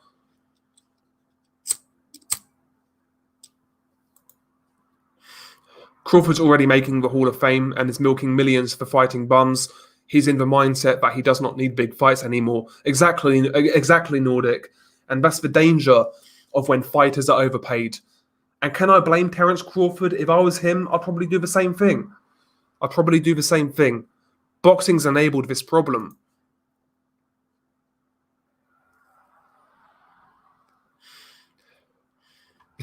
Cone Gaming's not a fan of Crawford. Did Pacquiao get the WBA belt back? It's saying Pacquiao versus Spence for the WBC, WBA, IBF straps. I'm not sure, Carlos. I'm really not sure. Yeah, Crawford's not a bum, Tone. He's not a bum. I think Crawford's a very good fighter, but I just look at the wasted years for Terence Crawford. I think he's wasted so many years, man. So many years. I wish he never re-signed with Top Rank. But he did, so what can we say?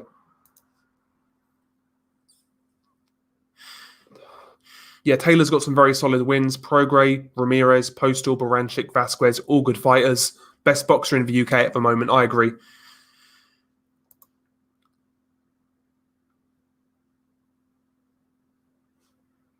Yeah, again, that whole side of things with Saudi Arabia, I'm not one of these guys who say, oh, Saudi Arabia shouldn't get events because of their human rights records. At the end of the day, our countries are not exactly squeaky clean, so it is what it is, man. Yeah, I'm not a fan of Canelo, Mad Chad, as you know, but he's a very good fighter, Canelo. If Pacquiao beats Spence, 1 Robinson, 2 Langford, 3 Armstrong, 4 Greb, 5 Pacquiao. Crawford's too ugly to be pound for pound number 1. Fuck's sake. Maybe that's why I'm not as harsh on Crawford as a lot of people are. Maybe it's because he's got a fat wife. Maybe I resonate with him. I'm joking. I'm not. I've been very disappointed in Crawford for a while. Yeah, this shit's getting to me, man. I can't lie. Greb was a fraud.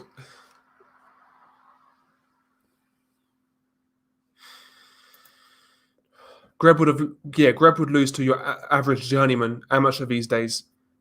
Yeah, I've seen the training footage of Harry Greb, whatever his name is. I can't fucking speak, man. This shit's getting to me. But yeah, I've seen the training footage of Harry Greb, and yeah, he didn't look all that great.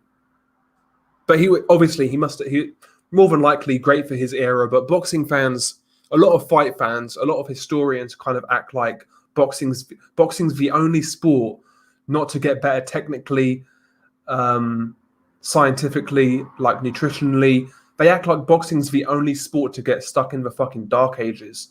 Every other sport's progressed and got better apart from boxing, according to boxing historians.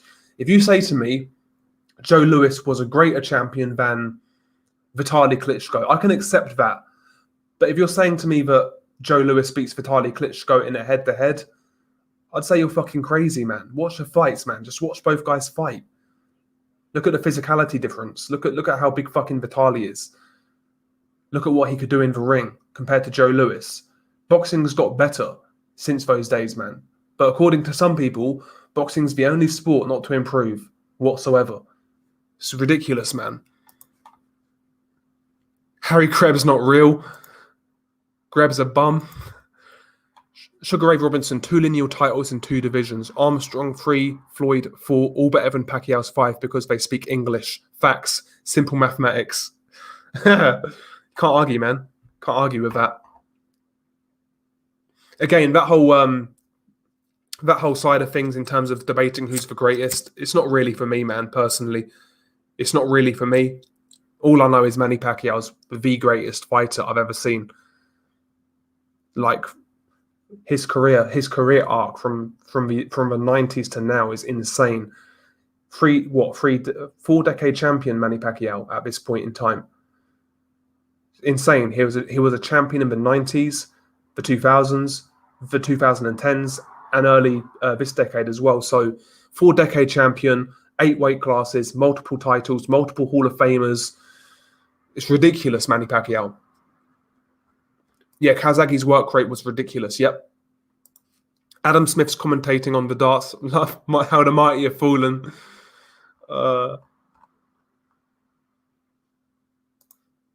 Harry Greb is the Roy Hobbs of boxing, a fake character. Why is Wilder getting stick for ruining the Joshua Fury fight? Did AJ did the same thing with Ruiz versus Wilder for Undisputed and was praised? Exactly, serendipity. Yeah.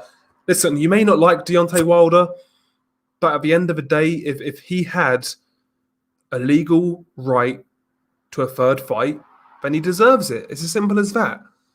Simple as that. And I was one of the only people at the time who said I'd rather see Wilder Ruiz than Ruiz Joshua too. I was one of the only people who said that. But whatever, man. I know Joshua got the rematch thing sorted out real quick. So it's a different scenario, but obviously we've had what we've had going on in the world.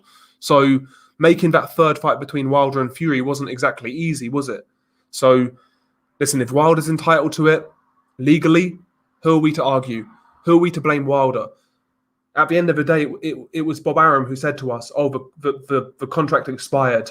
Wilder's got no legal right to a 3rd fight.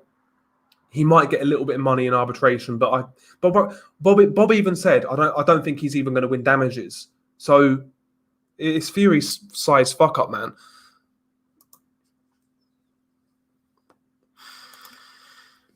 Harry Greb would have been thrown out of any boxing gym if he went to one.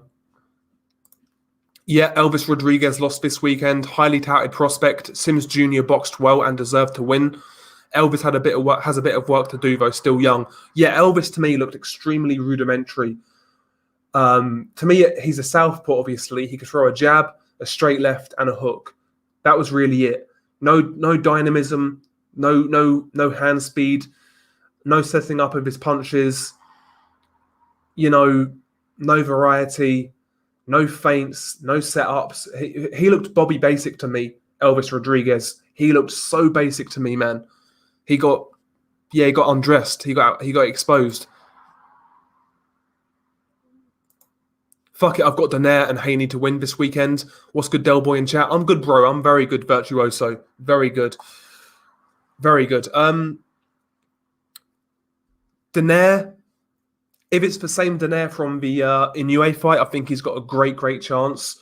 Problem is, though, at 38 years old, the wheels could come off at any point, so you never really know. To me, that's a hard fight to call. I see it as 50-50. That's why I've not done a prediction video. Haney, I think Haney's going to beat Linares on points. I think Haney's going to win on points. Boxing staying on premium networks rather than free TV in America helped its decline. Also, the fact that not many American big men are great heavyweights because most go to football or basketball. Yeah, there's a whole host of reasons why America's not doing as good as they used to do. Is there a problem in the amateur system? Is it that the bigger guys are going to other sports? Is it that other parts of the world just got better and more countries now are allowed to actually participate in pro boxing? There was a whole host of fighters in the Soviet Union back in the day who couldn't turn pro.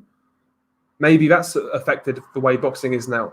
Boxing's more of a worldwide sport now than it ever has been. So I think there's a whole host of reasons why America are not doing what they used to do.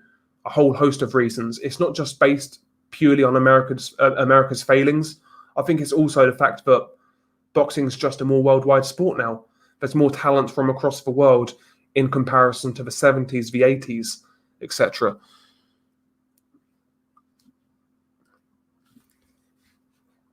Harry Greb was the original Christopher Lovejoy. Langford was never champion. To have him over Crawford is like saying Milwaukee Bucks are greater than the Bulls. That's to Carlos Mendoza. Yeah, Xavier, great fight. Subriel Matias versus Junkumbayev on the undercard. What do you think, bro? Yeah, that fight's pure violence. Both guys are naturally aggressive, especially Matias. Junkumbayev's more of a boxer puncher, more methodical, but put those two guys together, I'm sure it's got brain damage written all over it. So that's going to be an absolute war. Part of me favours Matias just based on that pure work rate, that pure aggression. He's a tough dude, big dude as well. But to tell you the truth, I'm not really sure on that fight. I'm not really sure. It's a great fight, though. Yeah, I like Tony. Yeah, Tony was one of the greatest I've ever seen. Jones Jr., Tyson, Leonard, Duran, Hagler, Holmes, Chavez Sr., Tony was very special with God-given talent, exactly. Keith sometimes Thurman, yeah. Yeah, if Keith Thurman retired, I wouldn't really care, to tell you the truth. It might be 4 million. It might be 4 million, Virtuoso. It could be 4 million. Yeah, that would be a good fight, Nathan. Martin J. Ward versus Azinga Fusile. Yeah, that's on the Devin Haney undercard. I think that'll be a good fight. That'll be a good fight.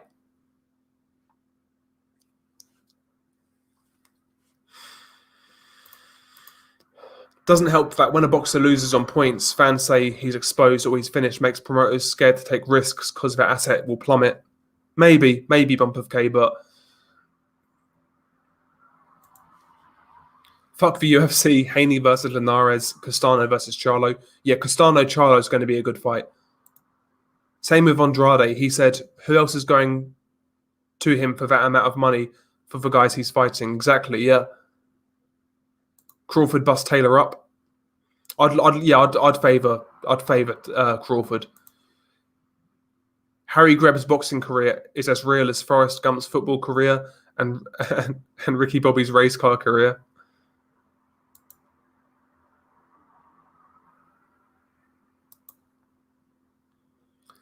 Prince Khalid pushes worldwide veganism. From his exotic animal trophy room, he sponsors plant-based news. Yeah, I'm not surprised, bro. I'm not surprised. Listen, Eddie Hearn would get in bed with fucking Adolf Hitler reincarnated if it was for a pound note.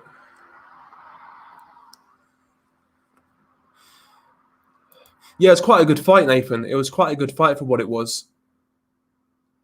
For what it was quite a good fight. Cheers, Mad. I'm not exactly the most coherent today, man. I'm not going to lie to you. But we'll make do.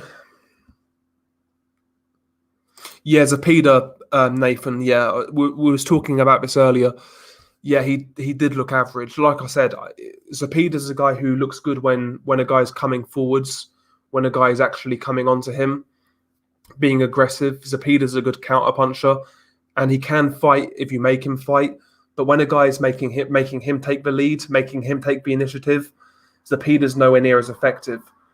You look at Zepeda against Ramirez and Baranchik, he looked actually very good, but against Hank Lundy, who's cute, who's awkward, who's not really going to take many chances, that's when Zepeda's going to look a bit ordinary.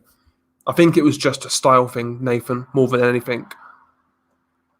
I think it was a style thing.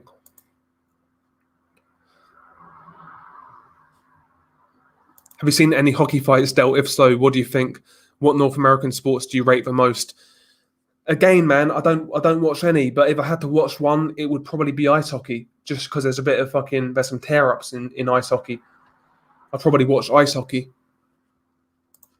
Back in the day, these fighters didn't even drink water in between rounds. Hagler's my personal favourite fighter of all time.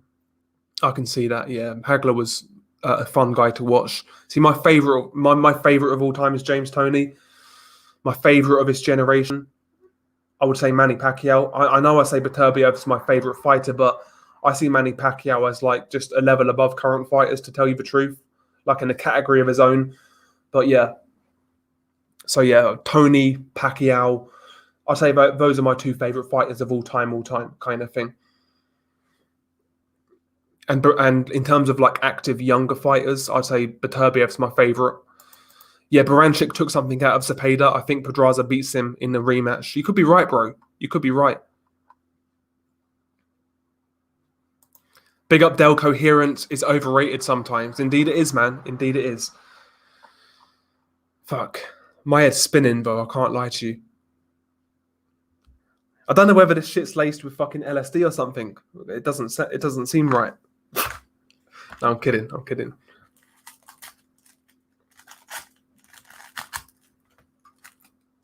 Fucking hell.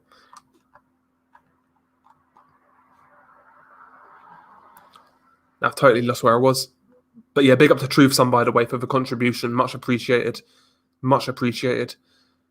Yeah, Elvis has left the building. Stock dropper. Yeah, he didn't look great. Didn't look great.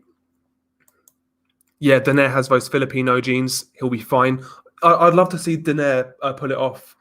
A bump of K. I'd love to see Donaire pull it out. I really would. It'd be a great story, man, becoming a bantamweight champion at 38 years old. I think he's 38, 39, something like that. If he were to beat Nordine Oubaali, be a great win, man. Prime for prime, I think he smashes Oubaali, to tell you the truth, but at this stage of Donaire's career, it's going to be a hard fight. Oubaali does take a lot of risks, though. He is kind of unorthodox at times, very awkward, but a lot of times he'll dive in with his attacks, a bit similar to Sean Porter. So you could see Donaire timing him with a left hook coming in. If he does that, Oubaali could be in a lot of trouble. He could be in a lot of trouble, but we'll see, man. It's an interesting fight. It's an interesting fight. Imagine if Wilder KO's Fury, AJ and Hearn would jump off a bridge. I'll tell you what, Paul. Imagine if fucking Wilder knocks out Fury, Usyk beats fucking AJ, and it's Usyk Wilder undisputed. Can you imagine? Can you imagine the tears? I kind of want to see that happen, just because. It'd be hilarious. Imagine Harry Greb versus Golovkin, laughing my fucking ass off.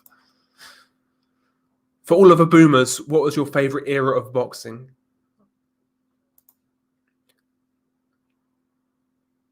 Yeah, there are geniuses in this community that will call you a casual if you think Golovkin could possibly beat Greb. Exactly, bro. Exactly. But like I said, boxing apparently is the only sport never to develop. Not technically, not like in terms of like sports science, nutritionally. Boxing's the only sport never to get better, apparently, since like the 1900s. Okay.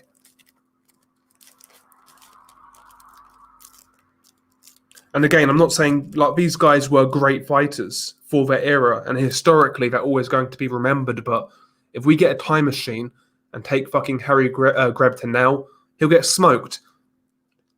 He'd get smoked by Liam Williams more than likely.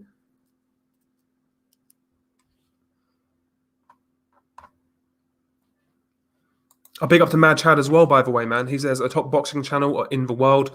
Thank you, Del, and the chat. Now, big up to you, Mad Chad, man. Thanks for the contribution. I do need to start making some more regular videos soon. I've kind of been slacking recently, actually, so I need to do some videos. I need to do a video on Haney, Linares, and Donaire, Oubaali. So hopefully I can get those done this week.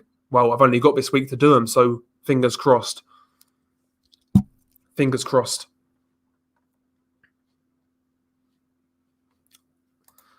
Adam Smith's a bit on the site. Sorry. Adam Smith's bit on the site. Sorry. Adam Smith's bit on the side has a body of someone 10 years younger growing inside her womb. That's fucked up. Savannah Marshall would knock out Harry Greb. Yeah, Eggington's not a middleweight, but if he believes he's better there, he should stay there. Yeah, he'll get knocked out, Jared Thompson. Like, could you see Sam Eggington beating Felix Cash, Liam Williams? I think he'll get smashed. He needs to go back down to 154. Yeah, listen, Max, if boxing was a fair sport and you actually got credit for what you did do and you got credit with the judges, yeah, Golovkin would definitely be a lot more highly regarded than he is now.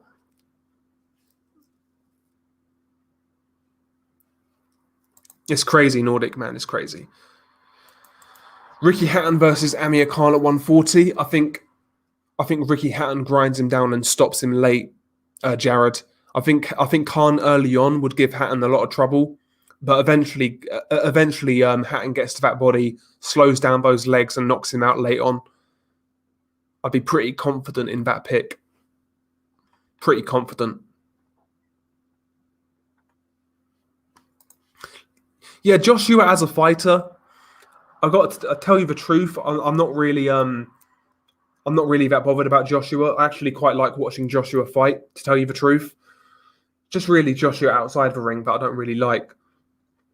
But Joshua as a fighter, you can't lie. He's quite reliable, Anthony Joshua. He is quite reliable, to be honest. He fights decent guys. He's had some exciting fights. I can't really hate on Joshua all that much.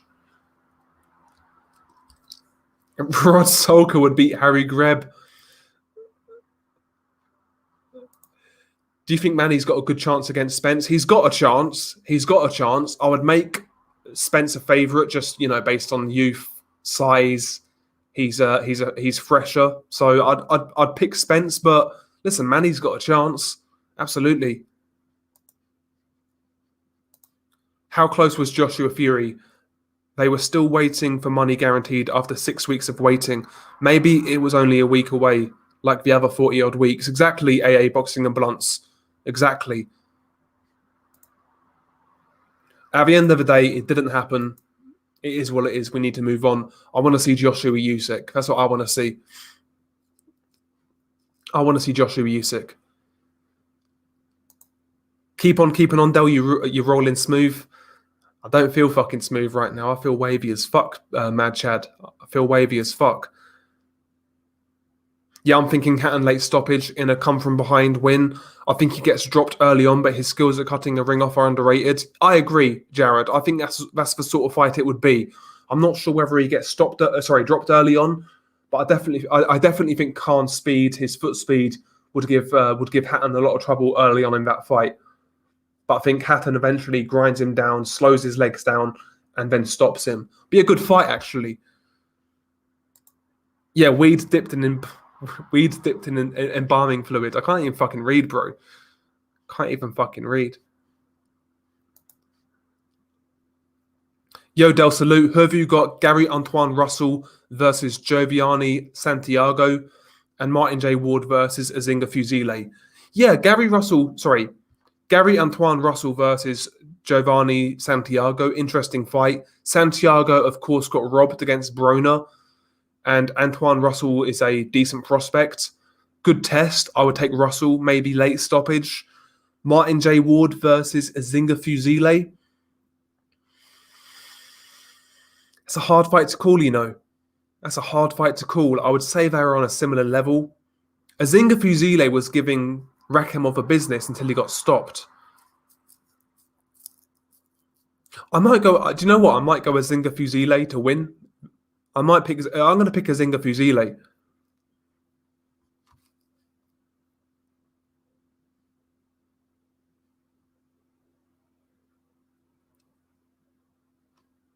Yeah, my dad loves Bob Dylan and Mad Chad.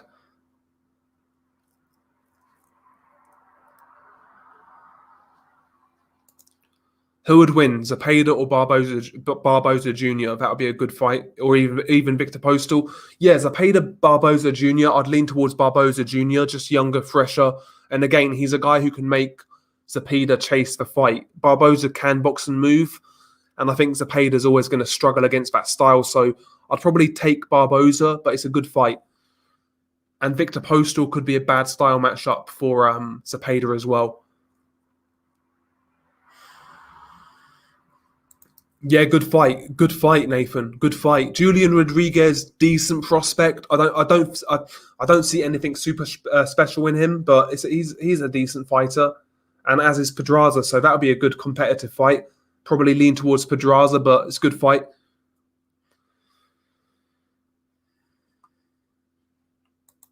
Are you serious, AA? Are you taking the piss? Are you taking the piss? Proper British fucking saying that. You taking the piss? You got to be taking the piss, though. Seriously. William White. Let me go on Twitter. If I fucking search this on Twitter and it's bullshit, I'm gonna be fuming.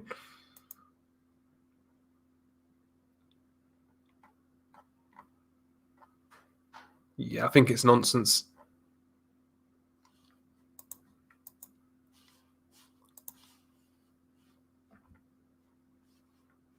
But yeah, if it happened, obviously Dillian White.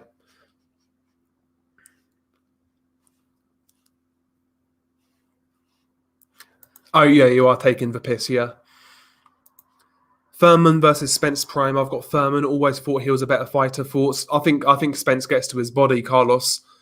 I think Spence gets to his body. I think Thurman's movement would actually give Spence a lot of trouble. But we know that we know Thurman doesn't really like it to the body, man. I think Spence chops him down, maybe stops him late on.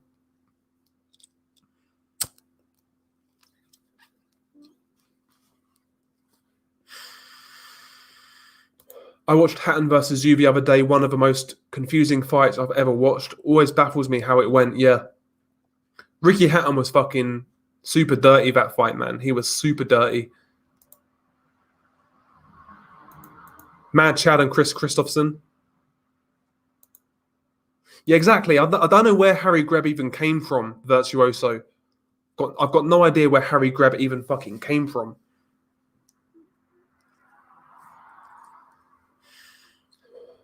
And if you could, guys, if you could smash the like as well, man, be much appreciated. I think the Harry Greb slander deserves some likes, man. Yeah, I'm almost convinced that it was fixed. Zhu was winning, and then he quit after the 11th round with just one round to go. Bizarre. It was weird, Nordic. It was weird. Yep, Furman, yeah, he didn't want anything to do with Errol Spence. That is true. See, it's not been an official stream if Levi Khan doesn't show up. Levi is in every single fucking stream at some point, man. So big up to Levi.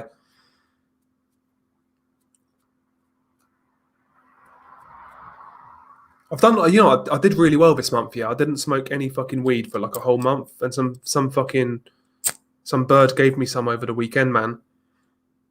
Obviously for free, so I thought it'd be rude not to. Save the environment. It was a plant after all, so I'm not going to let a plant die for no fucking reason. So I thought I'd take it, and now I'm sitting here, hazy as fuck. Yeah, exactly, Nordic.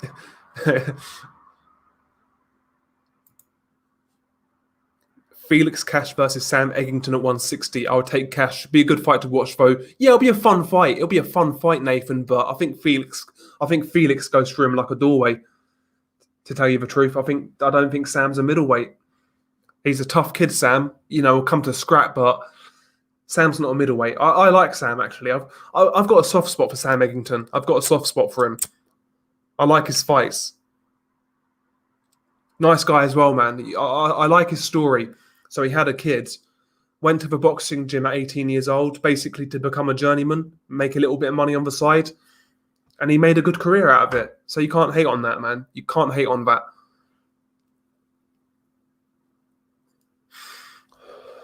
making starting boxing at 18 and becoming a European champion, fighting on a lot of big cards. Sam's had a good career, all things considered. Was the weed free, or was it in exchange for 100 hamburgers and a big cake?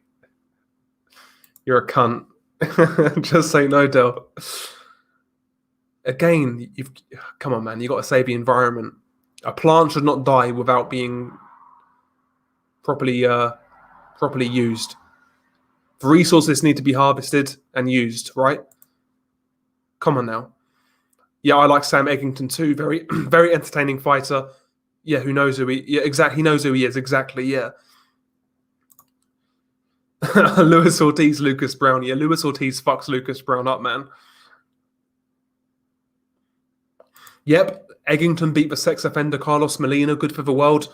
Yo, Carlos Molina, man, has that vacant look to his face. I was looking at interviews prior to that fight, and he's got that vacant look in his eyes, man. Something really off about that guy. Something really, really off about him. It's weirdo, man. Probably like a fucking cartel fucking hitman or something. I don't know. Yes, Mad Chad. Yeah, Mad Chad's got a fucking big cheese calf tattoo, man. Big fan of Ted Cheeseman. I like Ted Cheeseman as well, man. He's a fun fighter. He knows exactly like Eggington. He knows who he is. He goes in there for a scrap. He's a good value fighter, Ted Cheeseman. And again, I want to see Ted Cheeseman fight Anthony Fowler next. I think that'll be a barn burner. Only difference is Fowler's extremely durable and he hits very hard. He's not a great boxer, but I think Fowler might beat Cheeseman. I really do.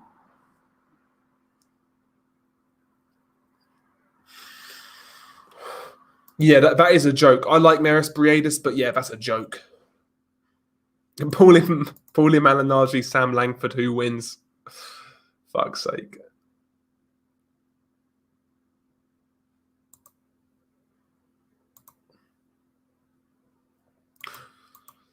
What do you mean, Mad Chad? I'm not sure what you mean there. Possibly make your second channel. I'm not sure what you mean, bro. Oh, yeah, you know, I know what you mean. Again, sorry, just ignore me, man. Ignore me. I'm fucking out of my head. I'm out of my tits.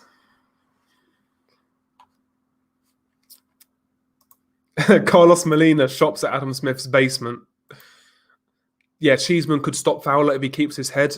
Maybe Nordic, but I've seen Cheeseman get hurt in his last two fights against Eggington, against what's the dude's name? JJ Metcalf. He's been buzzed in his last couple of fights, man. He's taken a lot of punishment. Not sure. I tell you what, Nordic, I think Ted needs to box like how he was boxing Scott Fitzgerald. He was boxing early on in that fight quite well. I think he needs to do that against Fowler. He needs to box. He can't afford to meet Fowler head on because I think he gets knocked out, but it'd be a great fight. No Briedis slander will be tolerated. I like Briedis, man, but it's a bit embarrassing. When he was riding around that fucking drop-top Mercedes, man, like, hang out of it, calling out Jake Paul. I know what you're saying, though, Mad Chad. What you said earlier, yeah. Could make your second channel. Yeah, Carlos Molina. Yeah, he could do. Maybe if Adam Smith gets caught, we can do a video on Adam Smith.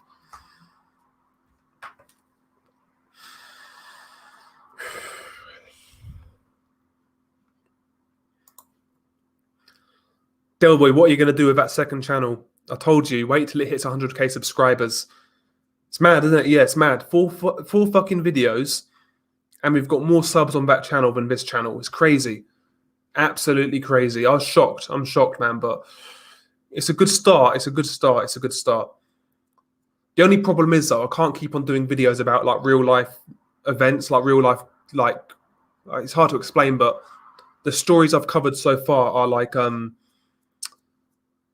they've got like true media with it, if that makes sense. Like actually, you know, footage of a crime itself. That's what I've been doing so far. But I can't keep on doing that. I need to do other things, but we'll come to that when we get to it. But the second channel is purely an experiment, so we'll see where it goes, man. We'll see where it goes.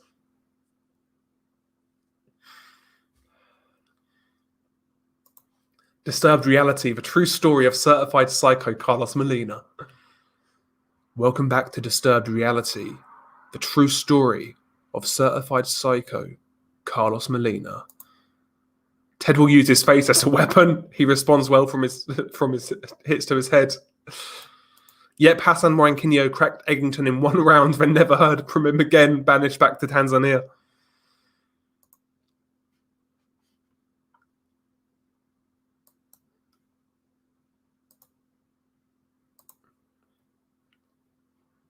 Fighting in Tanzania, okay. Wilder versus Cornflake Lamana, rumoured for an early tune-up in June. Yeah, that story's messed up, Nordic man. That's a messed up story. What they did to that dude was fucked up. But having said that, apparently the dude they did it to was like a high-level cartel like commander / leader. So he would have done some gnarly shit to other people. So yeah, I mean, he had it coming to him at the end of the day. I know it was fucking gruesome and shit, but see, I've watched a lot of those cartel videos, and for whatever reason, I don't really feel anything when I watch them because I know all of these guys involved, man. They would do the same thing to others, so it's like dog eat dog kind of thing. The things that get me are like the 3 guys 1 hammer thing. When I watched that years and years and years ago, I just felt fucking so sad because the guy who it happened to had no fucking business being involved in that sort of shit. Did nothing wrong. Just a normal citizen. Beat cancer. You know, his family thought they was going to get him back, and then he was taken in that way. That's the sort of shit that gets to me. But the whole cartel videos, they're gruesome and they're grim, but they don't stay with me.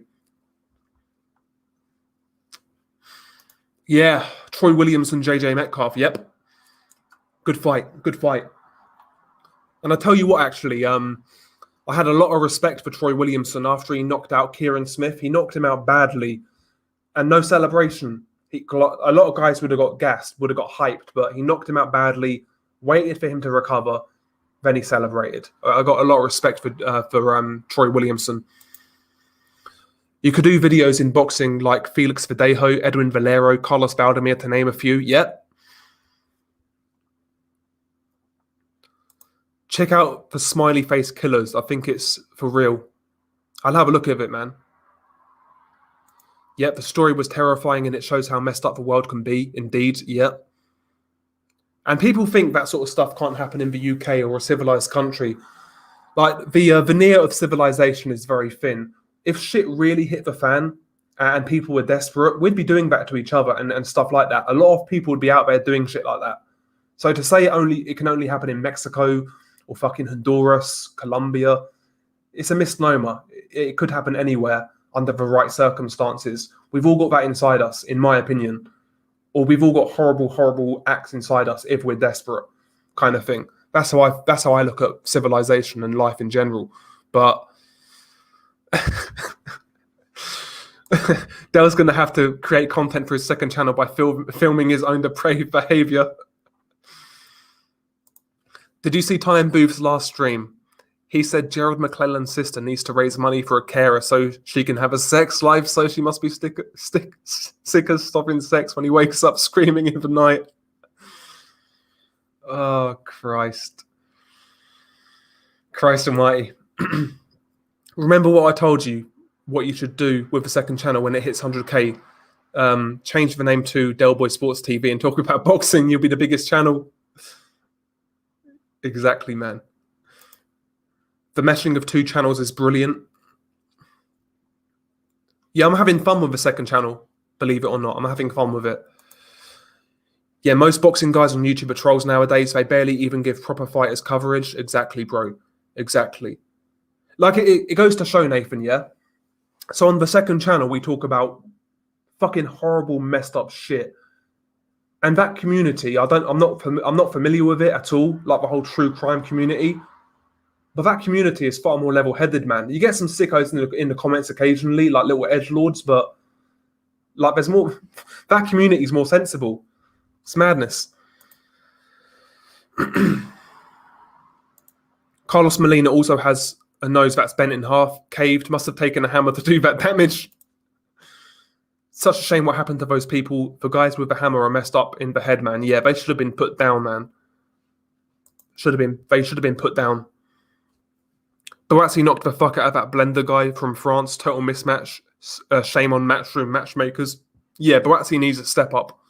He needs a step up, Levi. Yeah, it can happen here, trust me. Exactly, bro. Exactly. If shit really hit the fan, you would see that sort of violence in the UK. It could happen anywhere. It could happen anywhere. When I was a kid, some of my ex-pals committed an absolutely horrific crime. Damn. It's happened, but not every day in the UK, yeah. Exactly, it happens everywhere, man. But obviously in like countries like Mexico and shit, it's far more prevalent with the war on drugs, which is a fucking complete failure. Complete fucking failure. The biggest madness, man. Like I find the whole cartel thing very interesting. Like just researching it, it's really interesting, man. I'm not talking about like watching the videos. I'm talking about like just reading about the cartels, how they started, the various wars they're in, like the political ties they have. You know, it's just filled with corruption, Mexico, with the cartels. Like the video I did with CJNG, they're fighting cartel, the United Cartels in Michigan, and they would have wiped them out a long time ago. CJNG would have wiped them out a long time ago if the United Cartel wasn't in bed with the local police force. They would have been wiped out a long time ago. But it's interesting, man. I find it real interesting. Like those guys are fucking gnarly, man. Those cartel guys, absolutely fucking gnarly.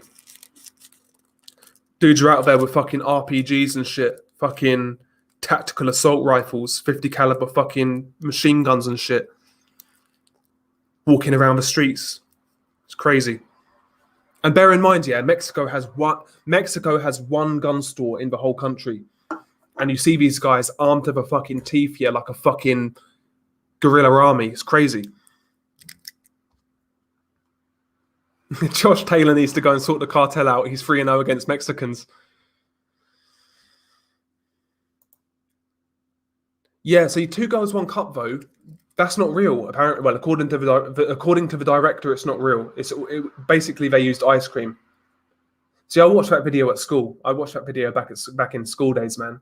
And even to me back then, it looked fake.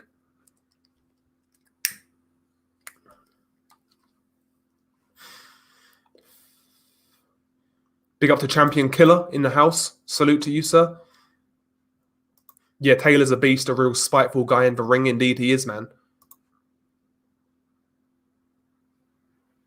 They befriended a homeless man, brought him food and drink, kept him company, fixed a place for him to stay at night, appeared to be really, really friendly and caring. I'm presuming there's a part 2 to that. Yeah, chocolate ice cream, indeed. So yeah, like 2 Girls, 1 Cup was fake, according to what I've heard. Again, I've not watched the video for like 12 years now, 13 years, but that's what I heard. I just ate some mint chocolate chip ice cream. So glad I finished it right before that came up in the chat. Laugh out loud. Send in Malinagi and cornflakes to end the cartel. Yeah, that whole shit's crazy, man, honestly. What they do to people out there.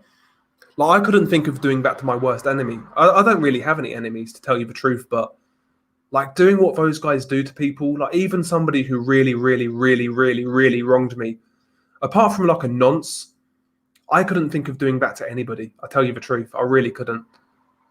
I really couldn't. Damn, that's a fucking gnarly tone. So they befriended a homeless man, brought him a food and drink, kept him company and fixed a place for him to stay the night, appeared to be really friendly and caring. And then they went back in the early hours of a morning while he was sleeping, poured lighter fluid on him and burnt him alive for a lot. That's fucking crazy. That's insane, bro. That's fucking insane, man. That's horrible, man. That's fucking crazy. Did it make the news, Tone? That's fucking insane. Yeah, Cornflakes, the most unusual challenger in recent years. Yeah, he was fucking soggy Cornflakes, Nordic, man. He was soggy Cornflakes.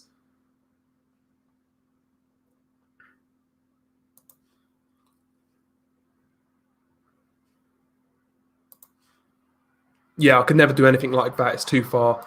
I don't get how they can bring themselves to do that type of thing. No honor. Yeah, it's all about fucking fear, man, with a lot of those cartels. It's all about sending a message to rivals and snitches and people like that. See, apparently, like a lot of cartels are different, though. Like, apparently, like Sinaloa cartel, who used to be run by El Chapo, apparently they have a rule, like no kids, no civilians, but basically any other member, like another cartel member, fair game, do what you want, but no kids, no civilians. But other cartels, they'll literally try and recruit civilians, and if they say no, they'll fucking kill them, or like kidnap their family, and or they'll extort businesses. Other cartels fuck with civilians as well, so they're all bad, obviously, but Sinaloa, from what I understand, they don't fuck with civilians. But barely made the news. That's crazy. Yeah, that's a horrible story, Tone. That's a horrible story. Lara versus Cheerios next. Yeah, I saw that this weekend, Marcy. That guy who got knocked out. Do you think one of our light middleweights could snatch a vacant belt? I don't think so. It depends, man. It depends on how it all gets. Let's the Charlo Castano winner.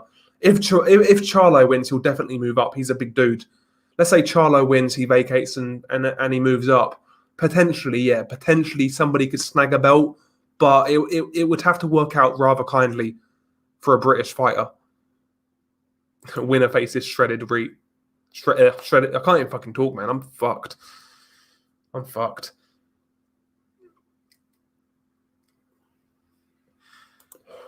Yep, that was in I forget the place, man, but yeah, I've looked at that as well. Yeah, they tried to capture El Chapo's son, but they released him later after all of the gunfights. Yeah.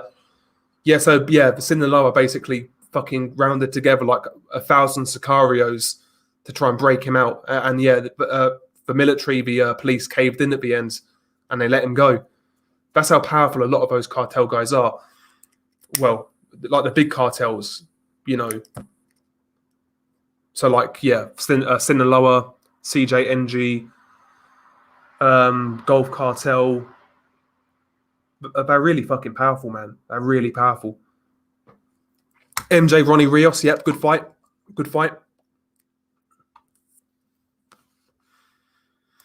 I bet Scott Fitzgerald would be open to meeting the cartel. Yeah, it's crazy, man.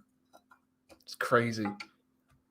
Like, I've got to think, though, when those guys do what they do, I'm not talking about, like, just blasting somebody in the head with a fucking pistol. Like, when these guys cut people up alive and shit, they've got to be high on something, man, to get through that. They've got to be high or something, man. They've got to be on something. Seriously, man. They're fucking crazy. Absolutely fucking insane. I think Cheeseman would have a good chance of winning a title. Maybe.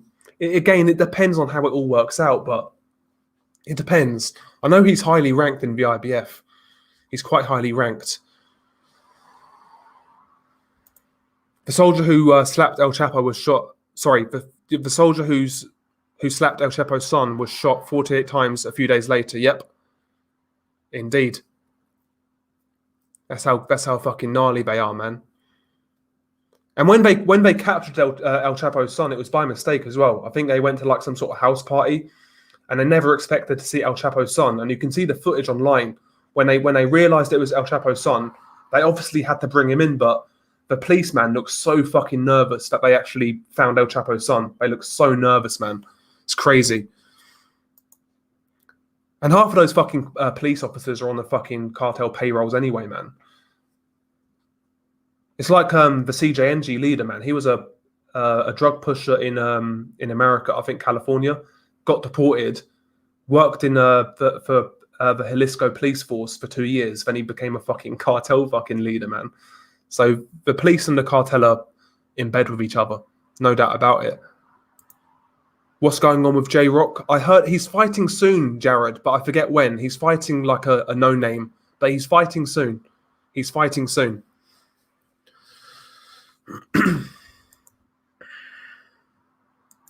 I forget. I'll have a look for you, but he's definitely fighting soon. I saw it on Boxing Scene, I think.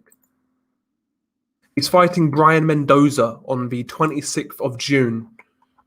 Brian Mendoza, that's who he's fighting. 18-1.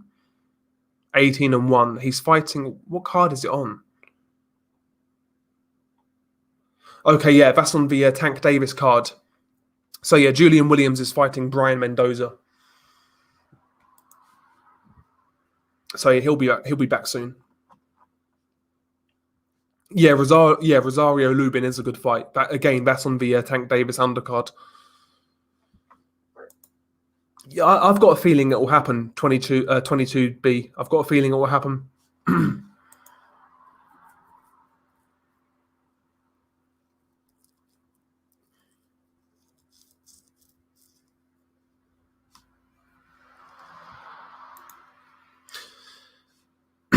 Anyway, guys, I'm going to wrap this one up. If you could smash the like, it'd be much appreciated. And yeah, I'll probably do a live stream end of this week at some point, maybe early next week. But yeah, I'm going to wrap this one up. Smash the like, hit subscribe if you haven't. But